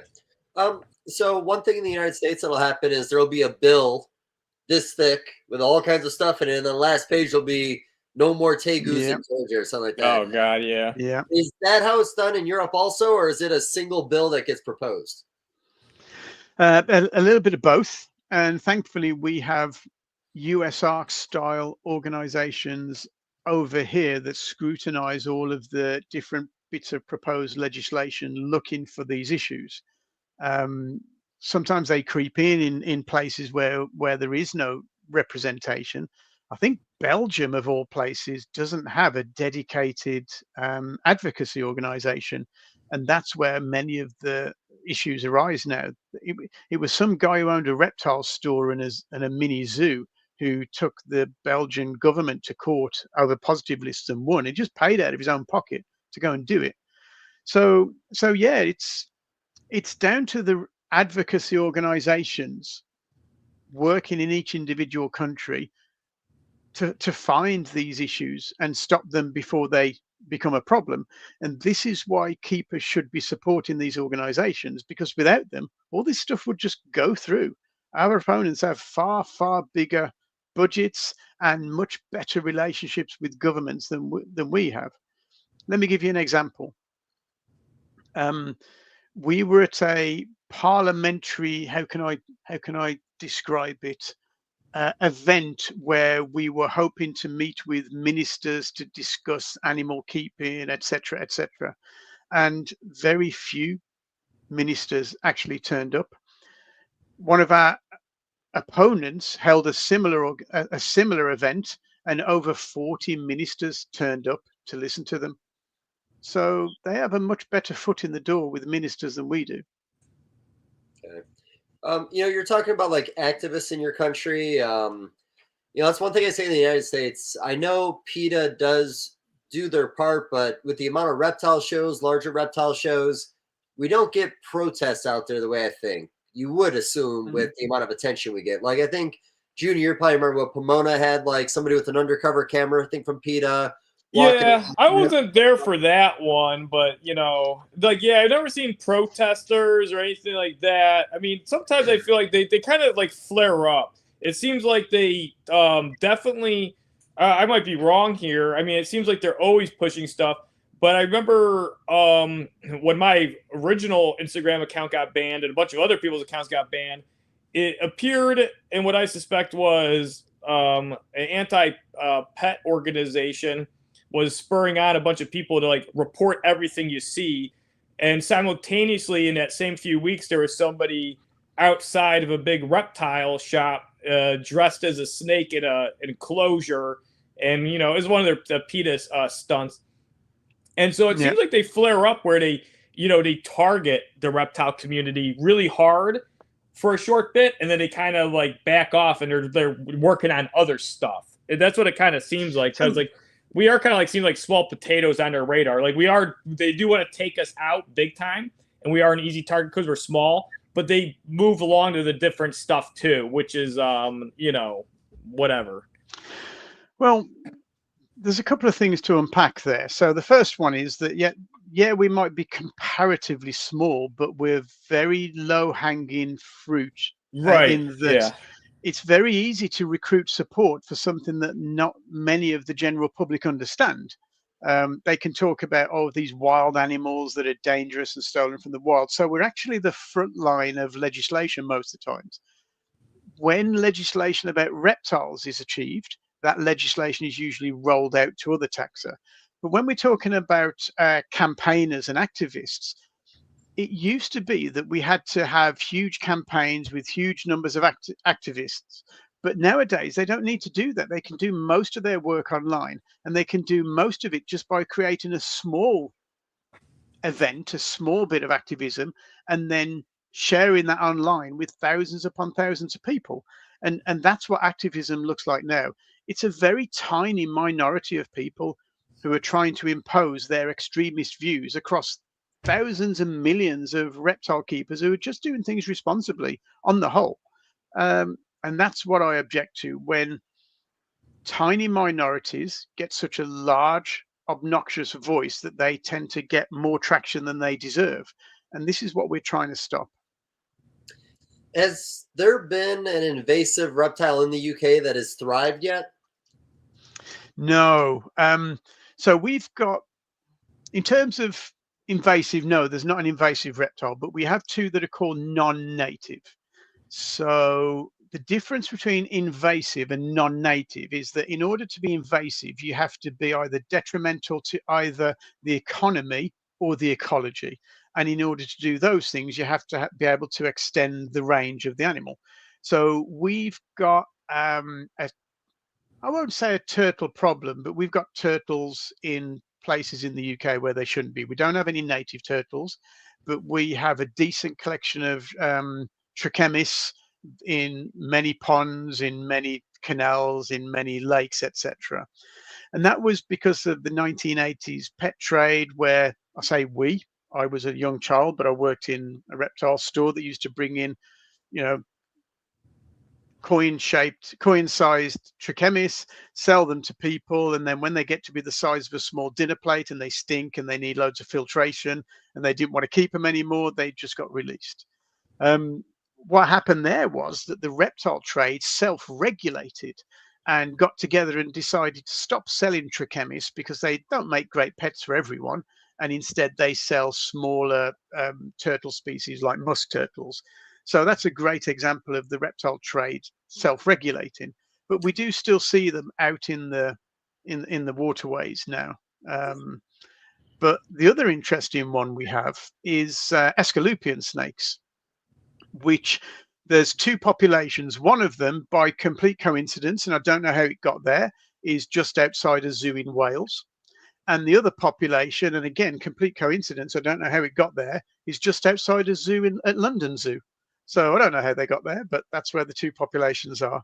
But the populations are so constrained that they can't really go anywhere. And I've been to look for them on the canals in London, and I've never been able to find one. They're very difficult to find. But no, nothing invasive. Junior, I know we've talked about this, and you might have been the one who told me about this, but, red-eared sliders, like you're talking about, I think it is one of the most invasive species in the world, reptilian-wise. I think what is there, only like one continent you cannot find red-eared sliders on? Yeah, they might be right, man. They're like everywhere. But see, you probably didn't hear that from me. I know red-eared sliders are really invasive. I don't know if they're number one, but that would make sense. Because they can live in a variety of waterways, and they're all throughout Ohio. One. And we have map turtles here too. I caught 2 map turtles once when I was fishing in a little lagoon in offshoot off of Lake Erie. But so the red-eared slider is going to tweet times like I don't know the genus name, but I was like, okay, I think that's that's why what you're saying. Like, there must be a red-eared slider or a cooter, but I was like, this sounds like a red-eared slider. That's why I had to say red-eared slider for the dumber people who listen to our show. Right. So it's like, I've seen the genus name spelled, and I don't know how it's pronounced until he's saying it. I was like, pretty sure he's saying red-eared slider. Yeah, this little quarter-sized turtle. I was like, that's got to be a red-eared slider. Yeah, it's red-eared slider. You got it, yeah. And it's interesting because I'm in one of the government working groups for non-native species, and we were talking about red ears, and they said, well, we once found some babies, and I was like, okay, well, did they hatch as babies or were they introduced to the area as babies? So that's something we need to know. Yeah, but if they have hatched, then we got a real problem. And I said, well, no, I don't think you do, because even if a female did lay eggs, and even if it did hatch, it's very likely to be only one sex. I said, if we ever reach temperatures in the UK that would allow you to hatch the other sex, we've got bigger problems than turtles. If the temperatures rise so much that you can hatch both sexes of turtle, we got bigger problems than turtles. Yeah. Now, the red-eared slider is like the thing. Well, that's the thing too. Is like you bring up a good one about like non-native versus invasive. And actually, I just learned like a lot of the isopods that I find in Ohio here are actually non-native, but they don't consider them invasive. Yeah. But there's a lot of stuff that's considered invasive, but they're not really having a detrimental impact. They're more of like a nuisance animal. Like green iguanas would be a good one. Fish and Wildlife, sometimes they try to do a long stretch to talk about how those are like bad for the environment, and it's like they don't really do much. They're more of a nuisance. They eat foliage, they get into people's garden and stuff, and there is a lot of them. And then the green iguana thing too, there is a lot of speculation, and it looked like there's some fairly supportive evidence that they were actually introduced there through possibly cargo and not actually the pet hobby. Because we talked about that too before we did the thing, like barges and stuff. They brought in gobies, which are brackish water sculpin fish, and they're invasive in Lake Erie and a few other of the Great Lakes. I don't know if they're superior. They they might be, maybe not. But anyway, yeah, you know, a lot of these, like the worst invasives we have is actually all brought through trade, you know, cargo, shipping crates, Well, stuff like that. this was a conversation that I had with a lady called Helen Roy, who conducted, along with her colleagues, probably the most comprehensive research study into invasive species on behalf of an organization called IPEBS. I don't know what it stands for, but I got the IPEBS report and I scoured it to death looking for information about how much of an issue the reptile trade or the pet trade in general was. And I couldn't find much at all. So I got on a phone call with Helen Roy trying to find out how much of a problem it is. And she was quite, what's the word I'm looking for? Philosophical about it, or she appreciated that reptiles and the pet trade in general aren't a big vector, aren't a big pathway for invasive species in general in the grand big pie chart scheme of things. But in some areas, such as Florida, you know, probably the concern is concentrated and greater. But generally, the big story is that reptiles and the pet trade aren't a massive invasive species issue. And one of the things that I'm researching at the moment is how the figures of economic damage are cultivated through the research. I can't see yet how the economic damage figures that are so massive, how they come up with those figures. And it's because I don't know. So I'm going to find out. And we'll see how exaggerated that claim is, if at all. Yeah. Some of your arguments for keeping to breed, do you guys talk about the economic impact that'll happen when people stop shipping, when people stop buying certain kinds of bedding, certain kind of rodents? Like, you guys discuss that as your big argument, right? Part of it, yeah. It's an enormous part of it. But it's not just the trade. In the UK, we have a law that says if any new legislation is going to disrupt the economy by more than £5 million, which is probably about $7 million, then it needs a very thorough investigation. So that's a benchmark that we can use. And REPTA, the trade organization over here, that's very much like USARK, but very trade focused. They're the Reptile and Exotic Pet Trade Association, have just done a survey of their of pet stores to find out what the economic clout of the reptile pet trade is, and it's quite staggering. At least over here it is. So yeah, it's something that we should consider: the employment, the economy, the tax that's generated. I think I'm also interested, though, in the knowledge and the science and the innovation of reptile keeping, and also the importance of reptile keeping to people's general health. You know, pet keeping in general saves the NHS over here millions upon millions of pounds each year. You know, we know plenty of people that would be derelict without their animals. So yes, there's a big economic argument. There's a big economic point to make, but that's just one point. There's several other really important reasons why reptile keeping should be protected. Yeah, I think the financial side of it, though, is definitely very important, because that's a good way to appeal to government, and government likes to hear about money. And that's why I looked up this. For sure. And this is brought up by AI, and I knew it was somewhere around here, so we'll see. I mean, it's probably, I'd say, pretty close. It says just in the United States alone, the reptile hobby, the industry is valued at $1.5 billion. Wow.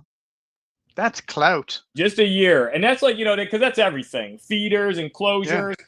I mean, it makes sense seeing what Timberline bids shit up to at USARK. I tried to win that bike, bid it up to like 25,000. So yeah, I get this is right. Yeah, I would say 1.5 billion is pretty accurate. Somebody paid 25K for a fucking BMX bike.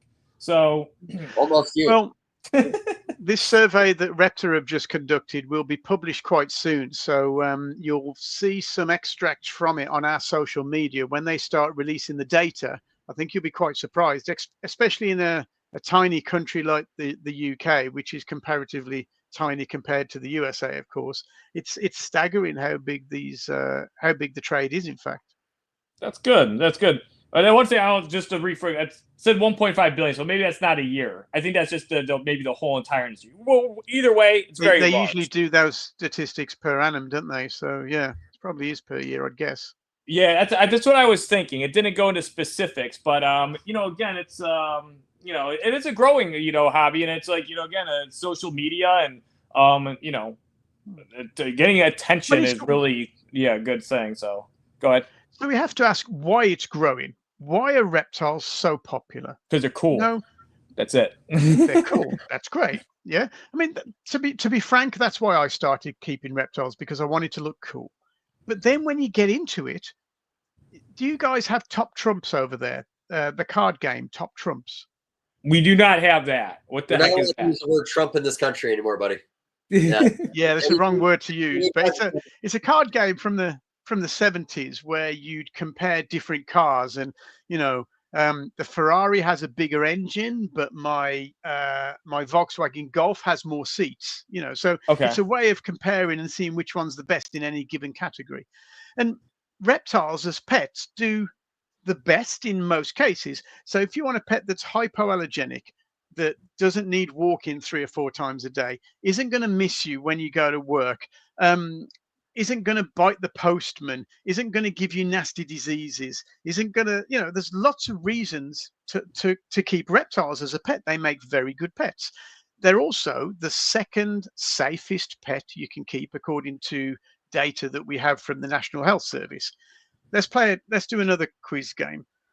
What do you reckon is the most dangerous kept animal? And I'll say kept animal on purpose. Go for it, David.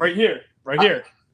Is it? I was going to go cat, but cat. I'm going cat. Nope. I want to say horse. Is it dog? Nope. It's a kept animal. It's cattle, and that's largely an industry thing. If you're going to get messed up at work, if you keep animals, it's probably going to be cattle. If you're talking about pets, it's a horse, because if a horse nails you, it doesn't matter if it bites you or headbutts you or kicks you, or a horse will mess you up pretty badly. And then you get down to dogs and cats and all the others. And the safest animal you can keep is a fish. And the second safest animal, according to the UK's statistics, was a reptile. And we had 2 crazy stories in the UK about dangerous reptiles from the NHS that used to collect all this data and stories. The first one was it was a lady in a garden using scissors to cut grass to feed to her locust, which were for a bearded dragon. And she cut her finger with the scissors. So that was recorded as a reptile-related injury and put into the statistics. And another one was a guy who thought he saw a snake in the garden, turned and ran away, trod on a rake, which hit him in the face. And that was also recorded as a reptile-related injury. So that kind of tells you how dangerous reptiles are. Those are outside, though. You could say that anybody drowned in the lake, then I'd blame it on fish. Yeah, exactly. There was also we've got a piece of legislation in the UK called the Dangerous Wild Animals Act, and this is does what it says on the tin, really. So all crocodilians and all venomous snakes are on this list. And as far as I'm aware, it's the most effective piece of legislation that I've ever known, any kind of legislation, because it's the only piece of legislation that I know of that's been 100% effective. And the reason it's been 100% effective is because no general member of the general public has ever been killed or injured by an animal on the Dangerous Wild Animals regulation. Yeah, no, because like horses, I think they account for like 60 deaths a year. The funny thing is that you said that because I was like, I should have like thought, but like because I know horses, it's like 60 deaths because like if they kick you, and they get you square, you're probably gonna die if they hit you in the head. Yeah, they can really mess you up, can't they? But again, reptiles, they're just, statistically speaking, they're not going to hurt you. And I mean, even the large constrictors, there's not a big body of evidence or statistics to say that they're proportionately dangerous when viewed proportionately. Can I throw the horse fact out? I Googled it. So in the United States, over 100,000 injuries a year, 710 fatalities a year. That many? Wow, that's a big. I thought I don't know, maybe it's the cattle that I was looking at that was 60. Because I remember seeing that 700 deaths from horses a year. The funny thing is, though, you don't need any special training or anything. As long as you want to go buy a horse, you can buy a horse in any freaking state you live in. Exactly. I know a guy that train horses, man. And he's a big dude. He's his name's Bjorn. He's a German guy. And man, he had this gnarly scar on the back of his arm, and it looked like a big, like just like a horseshoe imprint. I'm like, and he goes, a horse bit him. Yeah. And this is it. If you're going to be proportionate about legislation, you have to say, okay, how dangerous are reptiles? How many injuries, deaths do reptiles cause? And then you have to compare it with dogs and cats and horses. Otherwise, you're just unfairly persecuting reptile people. And that goes the same for welfare issues or invasive species issues. You know, in Europe, Lampropeltis getula, all of Lampropeltis getula, like the Californian king snake and all of the rest of that family, are completely banned across the whole of Europe because the Lampropeltis getula, the Californian king snake, is invasive on the island of Gran Canaria. Now, Gran Canaria is a Spanish island, but it's actually closer to mainland Africa than it is to mainland Europe. Yeah, but the animal rights campaigners put pressure on the European Parliament to ban Lampropeltis getula across the whole of Europe. It took them 4 attempts to get that legislation through. And even though that snake could not live in Germany, Poland, blooming Liverpool, you know, it clearly couldn't live in any of those areas, but it got forced through as a ban anyway.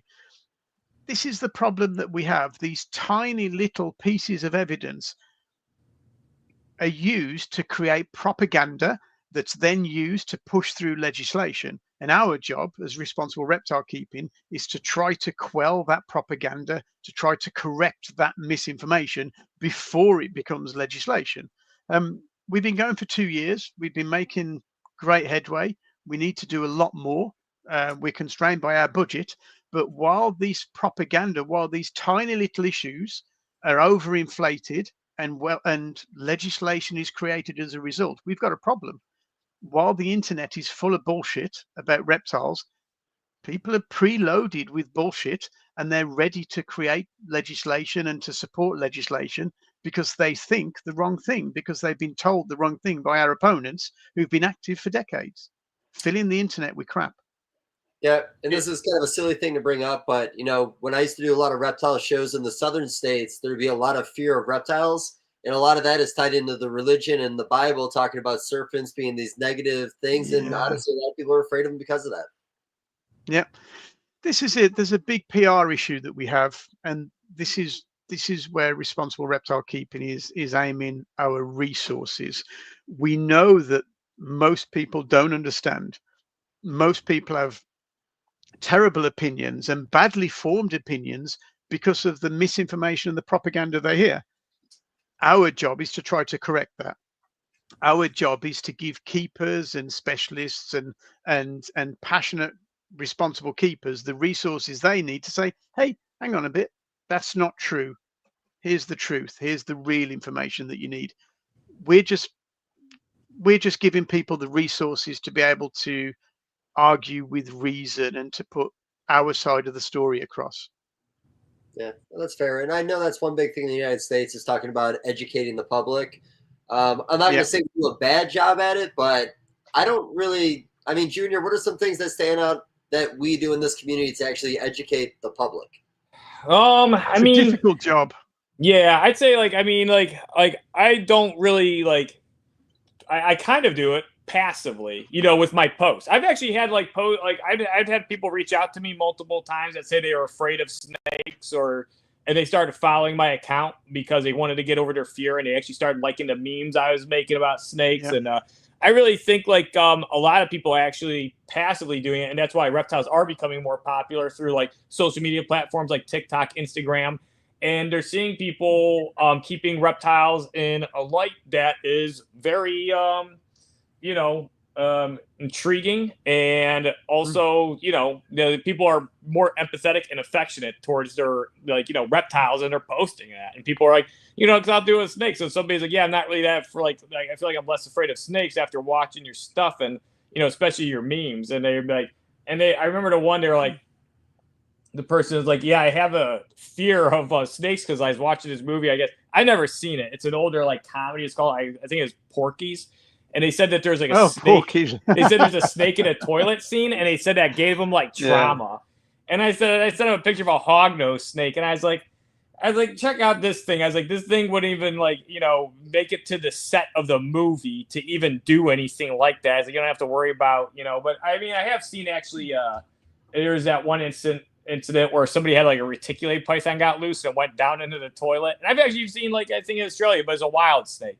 So I guess that is possible, but yeah, I mean, some people just have that innate fear, but I feel like it is going away. And, social media has been a really good platform for people to be exposed to reptiles.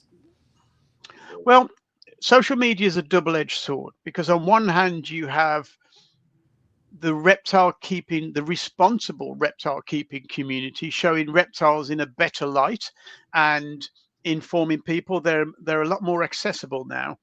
On the other hand, you also have a lot of reptile keepers doing really dumb shit for views and giving reptile keepers a bad name, and that's a problem for us. You do see some of that, yeah. And that's an issue, which is again why responsible reptile keeping tries to make things look professional and credible and believable and responsible, and we're not just there for views.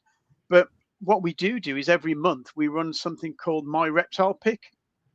So the animal rights campaigners are currently hassling social media platforms to stop people posting pictures of animals of all kinds, but often specifically reptiles, because they say that keeping reptiles is animal abuse, as is taking photographs of them, and by showing reptiles on social media, they're normalizing reptile keeping, which I thought was like, hey, what a great idea. Let's normalize reptile keeping. Let's show as many people each month with reptiles, enjoying their animals, showing how awesome they are, showing how much they love them, showing how important they are. So every month we run, on the first of the month, we have My Reptile Pick Day, where we ask everybody to flood social media with photographs of their lovely reptiles and them interacting with them. And somebody each month becomes the star of My Reptile Pick, and we send them a responsible reptile keeping t-shirt. And we've had entrants from all over the world. We've had a few Americans. But yeah, get involved with My Reptile Pick. We want to normalize reptile keeping. We want reptiles to be a credible mainstream pet that people care for and keep responsibly. And the sooner we can normalize that, the sooner we can put to bed some of these ridiculous arguments that we're always fighting against. Yeah.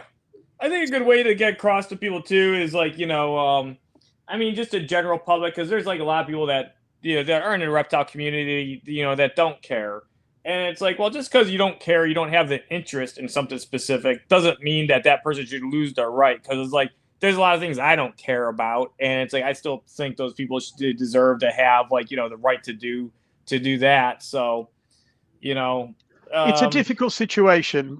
We're often asked why we follow some people on social media and why do we allow this person to be a member, and that's a really tricky situation for us to manage, because we don't want. Firstly, we don't want to be the reptile police. Secondly, we couldn't be the reptile police even if we wanted to. We don't have the resources. We don't have the funds. And frankly, we don't have the knowledge. I mean, whose standards would we impose anyway? And would I have to go round to their house and say, hey, you naughty person, you are not doing things how we would like you to do it?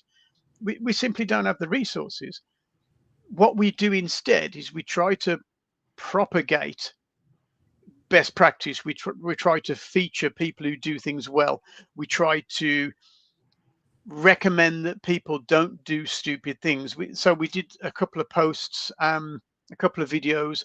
One was about reptile obesity, which is the biggest health issue affecting captive reptiles today, is obesity. It's not respiratory illness. It's not metabolic bone disease. It's obesity. So we did a video.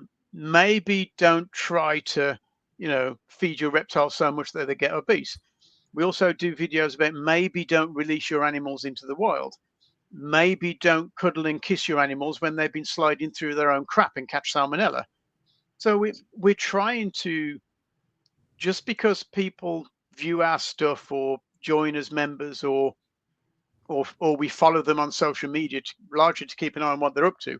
We're hoping we can build a community that gradually moves things in the right direction. We don't want to ever be the reptile police, but we do like to propagate the best side of reptile keeping. I overheard you talk about Spain and their ball python regulation. I think you said it was 2019. Oh man, not so much to totally get back into that, but how fast did that go into effect when they proposed it? Say that again. Oh, how long after proposing it did it go into effect? Because I know you said when new government came in, they brought out the old studies and said, like, was it like you had a week to fight it, a month to fight it, a year to fight it? Like, I think they had a few months, as far as I recall, because they went into a serious fundraising project. It's my friend Jose from the Valencia Herpetological Society who headed this, as far as I'm aware. They managed to raise about 15,000 euros, which is basically the same value as $1, to fight this. And they did that in a couple of months. But the issue continues. The whole Spain situation is an absolute shit show. They haven't issued any CITES certificates in months and months, and maybe a year by now. So that's a nightmare. They've been raiding reptile keepers from all around the country, taking their animals. A friend of mine had, I think it was $750,000 euros worth of animals seized, most of which were sent to other collections and duly died, of course. They've been raiding. They raided some parrot keepers and took all their parrots and killed some of them, didn't know how to keep them. And unfortunately, this parrot keeper wasn't just one bloke. He had a collection of parrots that belonged to 11 different people. And some of them were very rich and some of them were lawyers. So they took it to the Spanish court and won. They took Spanish CITES to court and won. And the head of Spanish CITES lost his job sometime after. Whether it was related, I don't know, but we did a video about that.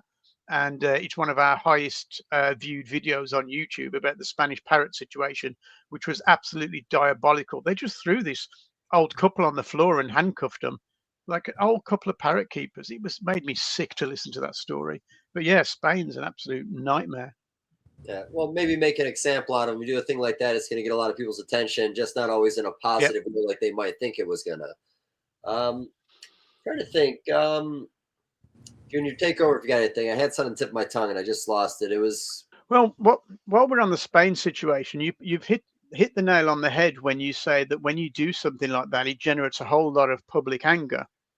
And this is something that we've been considering in light of the positive lists. So positive lists are without a doubt, white lists are without a doubt, the most problematic threat that we face.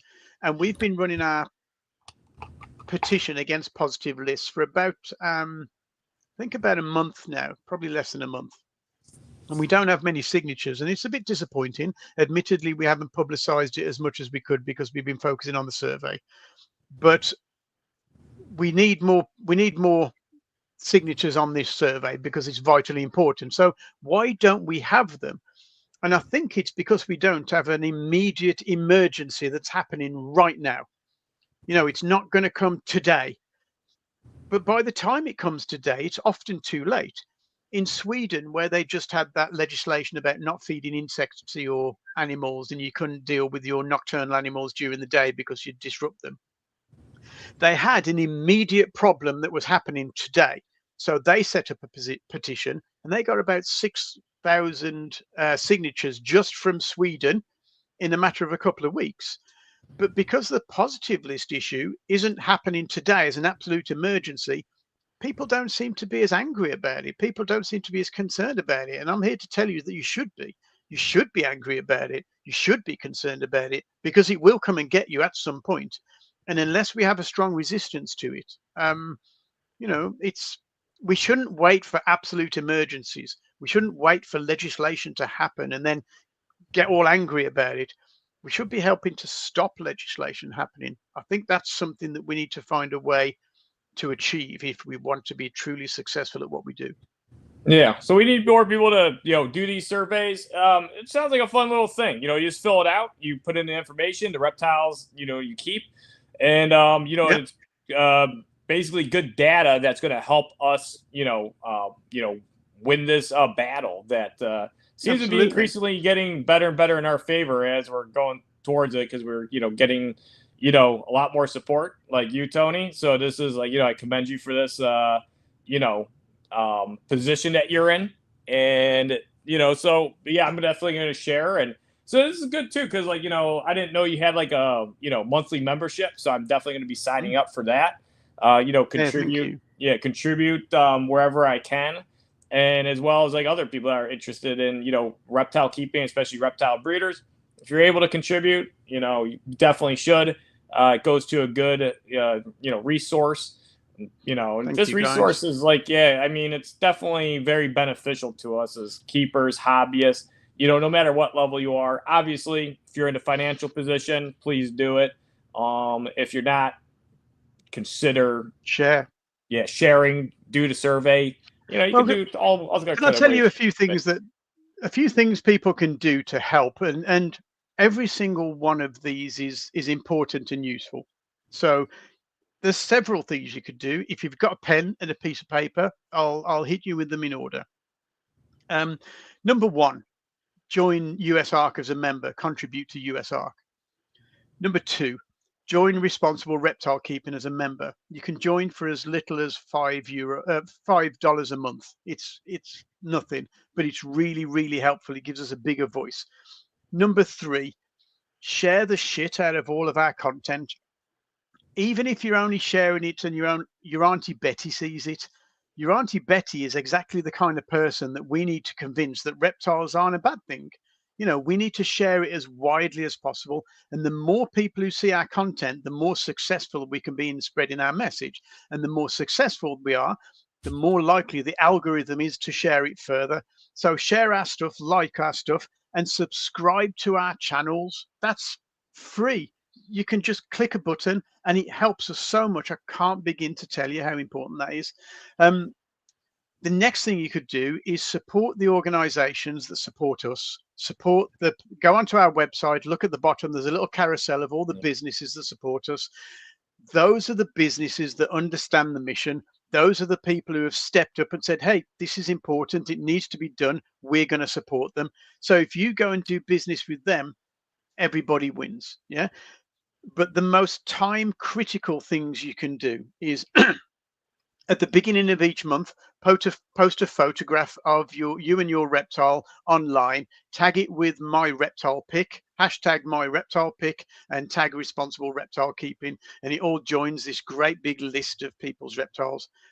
But the most vital things to do, and if you could do this today before you go to bed, I would be enormously grateful. Fill in the Responsible Reptile Keeping Worldwide Reptile Super Survey. It's on every one of our channels. You can go onto our website. You could throw a rock at the internet and you'd hit Worldwide Reptile Super Survey. Go and fill it in. It'll take you a few minutes. Unless you've got dozens and dozens of species, it'll take you a few minutes. So please do that. And while you're there, just sign the petition to say we don't like positive lists and we won't have it. There's loads of information on our website about what positive lists, white lists are, if you want some more information. But trust me when I tell you, they're a nightmare. So sign the petition, fill in the survey, join Responsible Reptile Keeping. Perfect day.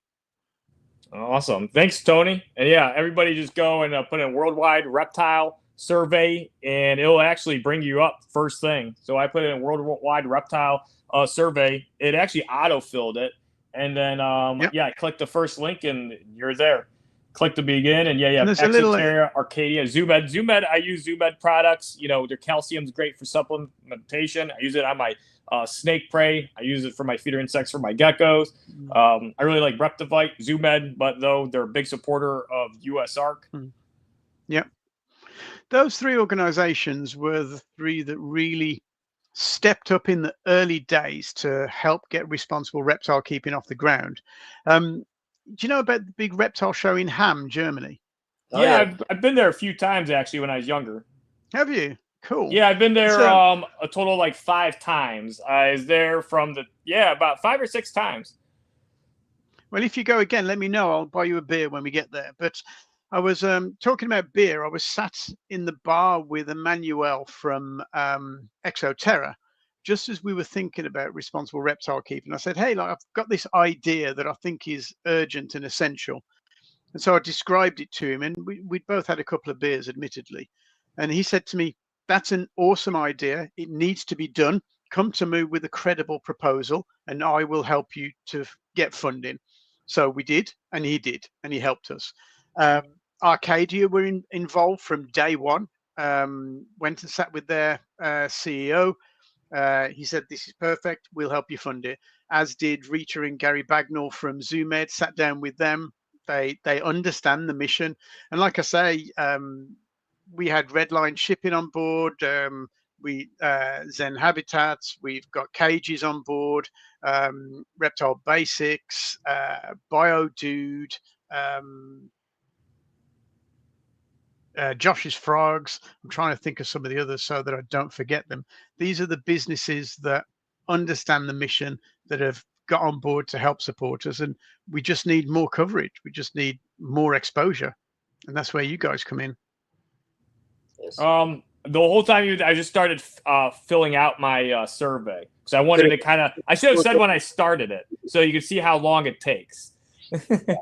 And I'm just going over some of the things right now. So I've been listening, but I've been filling it out. So you guys are like, yeah, this is kind of neat too. I like how it pops up, and it's very easy. It actually autofills. So I put in Heterodonascus, and then it says Western Hognose Snake. You just select it. We've also, I've just had a look at some more. We've also got Kinova on board. They've been very supportive. Justin's been really helpful to us. Also Pangea recently came on board. We met them at a show, and they jumped on board to help us. They've been fantastic as well. I'm just looking through our VivTech, Ryan at VivTech as well. Yeah. We met him. Yeah, I like Ryan. Great guy. Yeah, he is. We sat down at his place, and we put the whole world to rights in his kitchen. We had a great time. Oh, I love that. Love that. Hey, Junior, got that? Yeah. I'm putting in my beaded lizards. I wonder how many people are adding beaded lizards to their hey, well, list if you'd of like to look at the data that we have, we can break it down to be just American data if you're interested, and we can compare all that data with other countries. So if you want to get me back on when we've got all that data to look at, we'll be able to see. I'll be able to tell you the average age of a Western hognose keeper in Nicaragua. Hopefully, we'll have that data. Okay. Well, I'd love to do this again. I feel like I really missed out on a big part of the conversation. And, maybe next time we do this, Warren Booth, he's a big part of USR. I know. We can maybe get Booth in for the conversation. Or it's been a while since we've had Phil Goss on for an episode. Maybe he'd love to come on and talk to you a little bit when you get that ready. Yeah, I had a really good meeting with Phil and Todd from USARK, and I'm pretty hopeful that we'll be collaborating more closely with them in the near future. I know they've got a board meeting soon where we're on the agenda. I know Phil's really eager to get us working with them. The way that we work with the advocacy organizations in Europe is interesting because, like I say, a lot of these organizations want to produce this type of media, and they see the value in producing this type of media, but they either don't have the resources or the time or the communications expertise to do so. So what we're doing as these organizations get on board as supporters, all of that money gets put in, and we're able to make this media, and then we produce a version that's branded to Responsible Reptile Keeping, but we also produce a version that's branded to NZB, the Norwegian organization, or to ZZF, the German organization, or to Zorf, the Swedish organization, or PVH, the Dutch organization. And USARK will hopefully come on board, and we'll be able to rebrand it for USARK as well. And while we're there, we can take advice from USARK about what the key topics are that they want us to cover, or what their big hot topic is for this month, or have their input into the content that we produce. It's really important that we produce stuff that's accurate and informative and necessary. So basically, USARK tell us which asses to kick, and we go kick them. Yeah, love that. Mm-hmm. What do you think, Junior? You want to keep this rolling? Or you want to do our 2 hours and wrap? We could probably wrap with this up. I think we got a lot of good information, and Yeah. I'm still. I'm not enjoying this. Junior, I can't even. You got him on this survey. He just doesn't care about anything else anymore. No, I mean, like, well, it's kind of interesting. I got distracted, and it was also relevant at the same time. So then I was like, and then it's like, I was like, Dave, I was like, you got, different perspective and stuff. And so I was like, maybe you're gonna, but I think we covered a lot of good stuff. Tony's very thorough and really relayed the message of like, his organization and how they're, helping, and not only the reptile and amphibian community, but it seems like, generally just people that want to keep pets and like exotics. You got it. It is becoming more relevant because it doesn't really matter where you are in the world, and it doesn't really matter what animals you keep. The problems that we face are the same. They really are. They attack all pet keepers together, and we're about to expand out a little bit to be more pet centric. We're working with bird keepers, we're working with fish keepers as well. That survey that you're filling in there's a database behind that's filled from the old UK surveys, where we know that in the UK there are at least 1,400 species of reptile and amphibian being kept. 1,400 species being kept today just by the people who keep filling the survey. There's probably loads of other species that the people who keep them haven't filled in the survey yet. 1,400 species of reptile and amphibian being kept in the UK.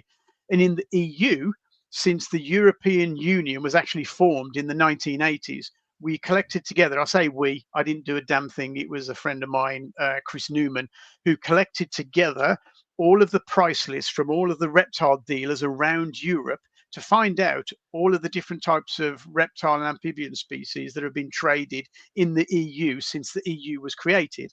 And I think there's around 2,000 or 3,000? I can't remember. 2,000 or 3,000 species that have been kept in the EU in that time. So this is the kind of data that's really useful. You guys see the survey, takes 5 minutes to fill in, and it looks like an easy deal. But that's where the communication specialism and the engagement specialism comes in, to make it useful, to make it easy. The work that went into creating the database, you guys don't get to see that.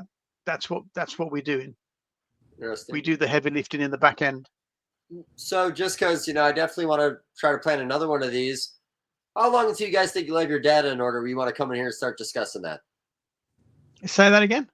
Oh, the data you were discussing, you said maybe we'll do a future podcast. When do you want to line that up? How many months do you need, days do you need before we do this again? That's an interesting one. So we'll close the survey on the 14th. So you've got 10 days to get that together. Thank you for your time. Yeah, I finished it. And I had to put in multiple species too. And then I was also trying to listen. And then I was also so that was pretty quick. It was only 10 minutes. We've built it to try to make it quick. We've built it to try to take as much friction out of the process as possible. This is kind of where our communications expertise comes in. Just to give you a little bit of a side story. So our communications expertise comes from working with museums, believe it or not.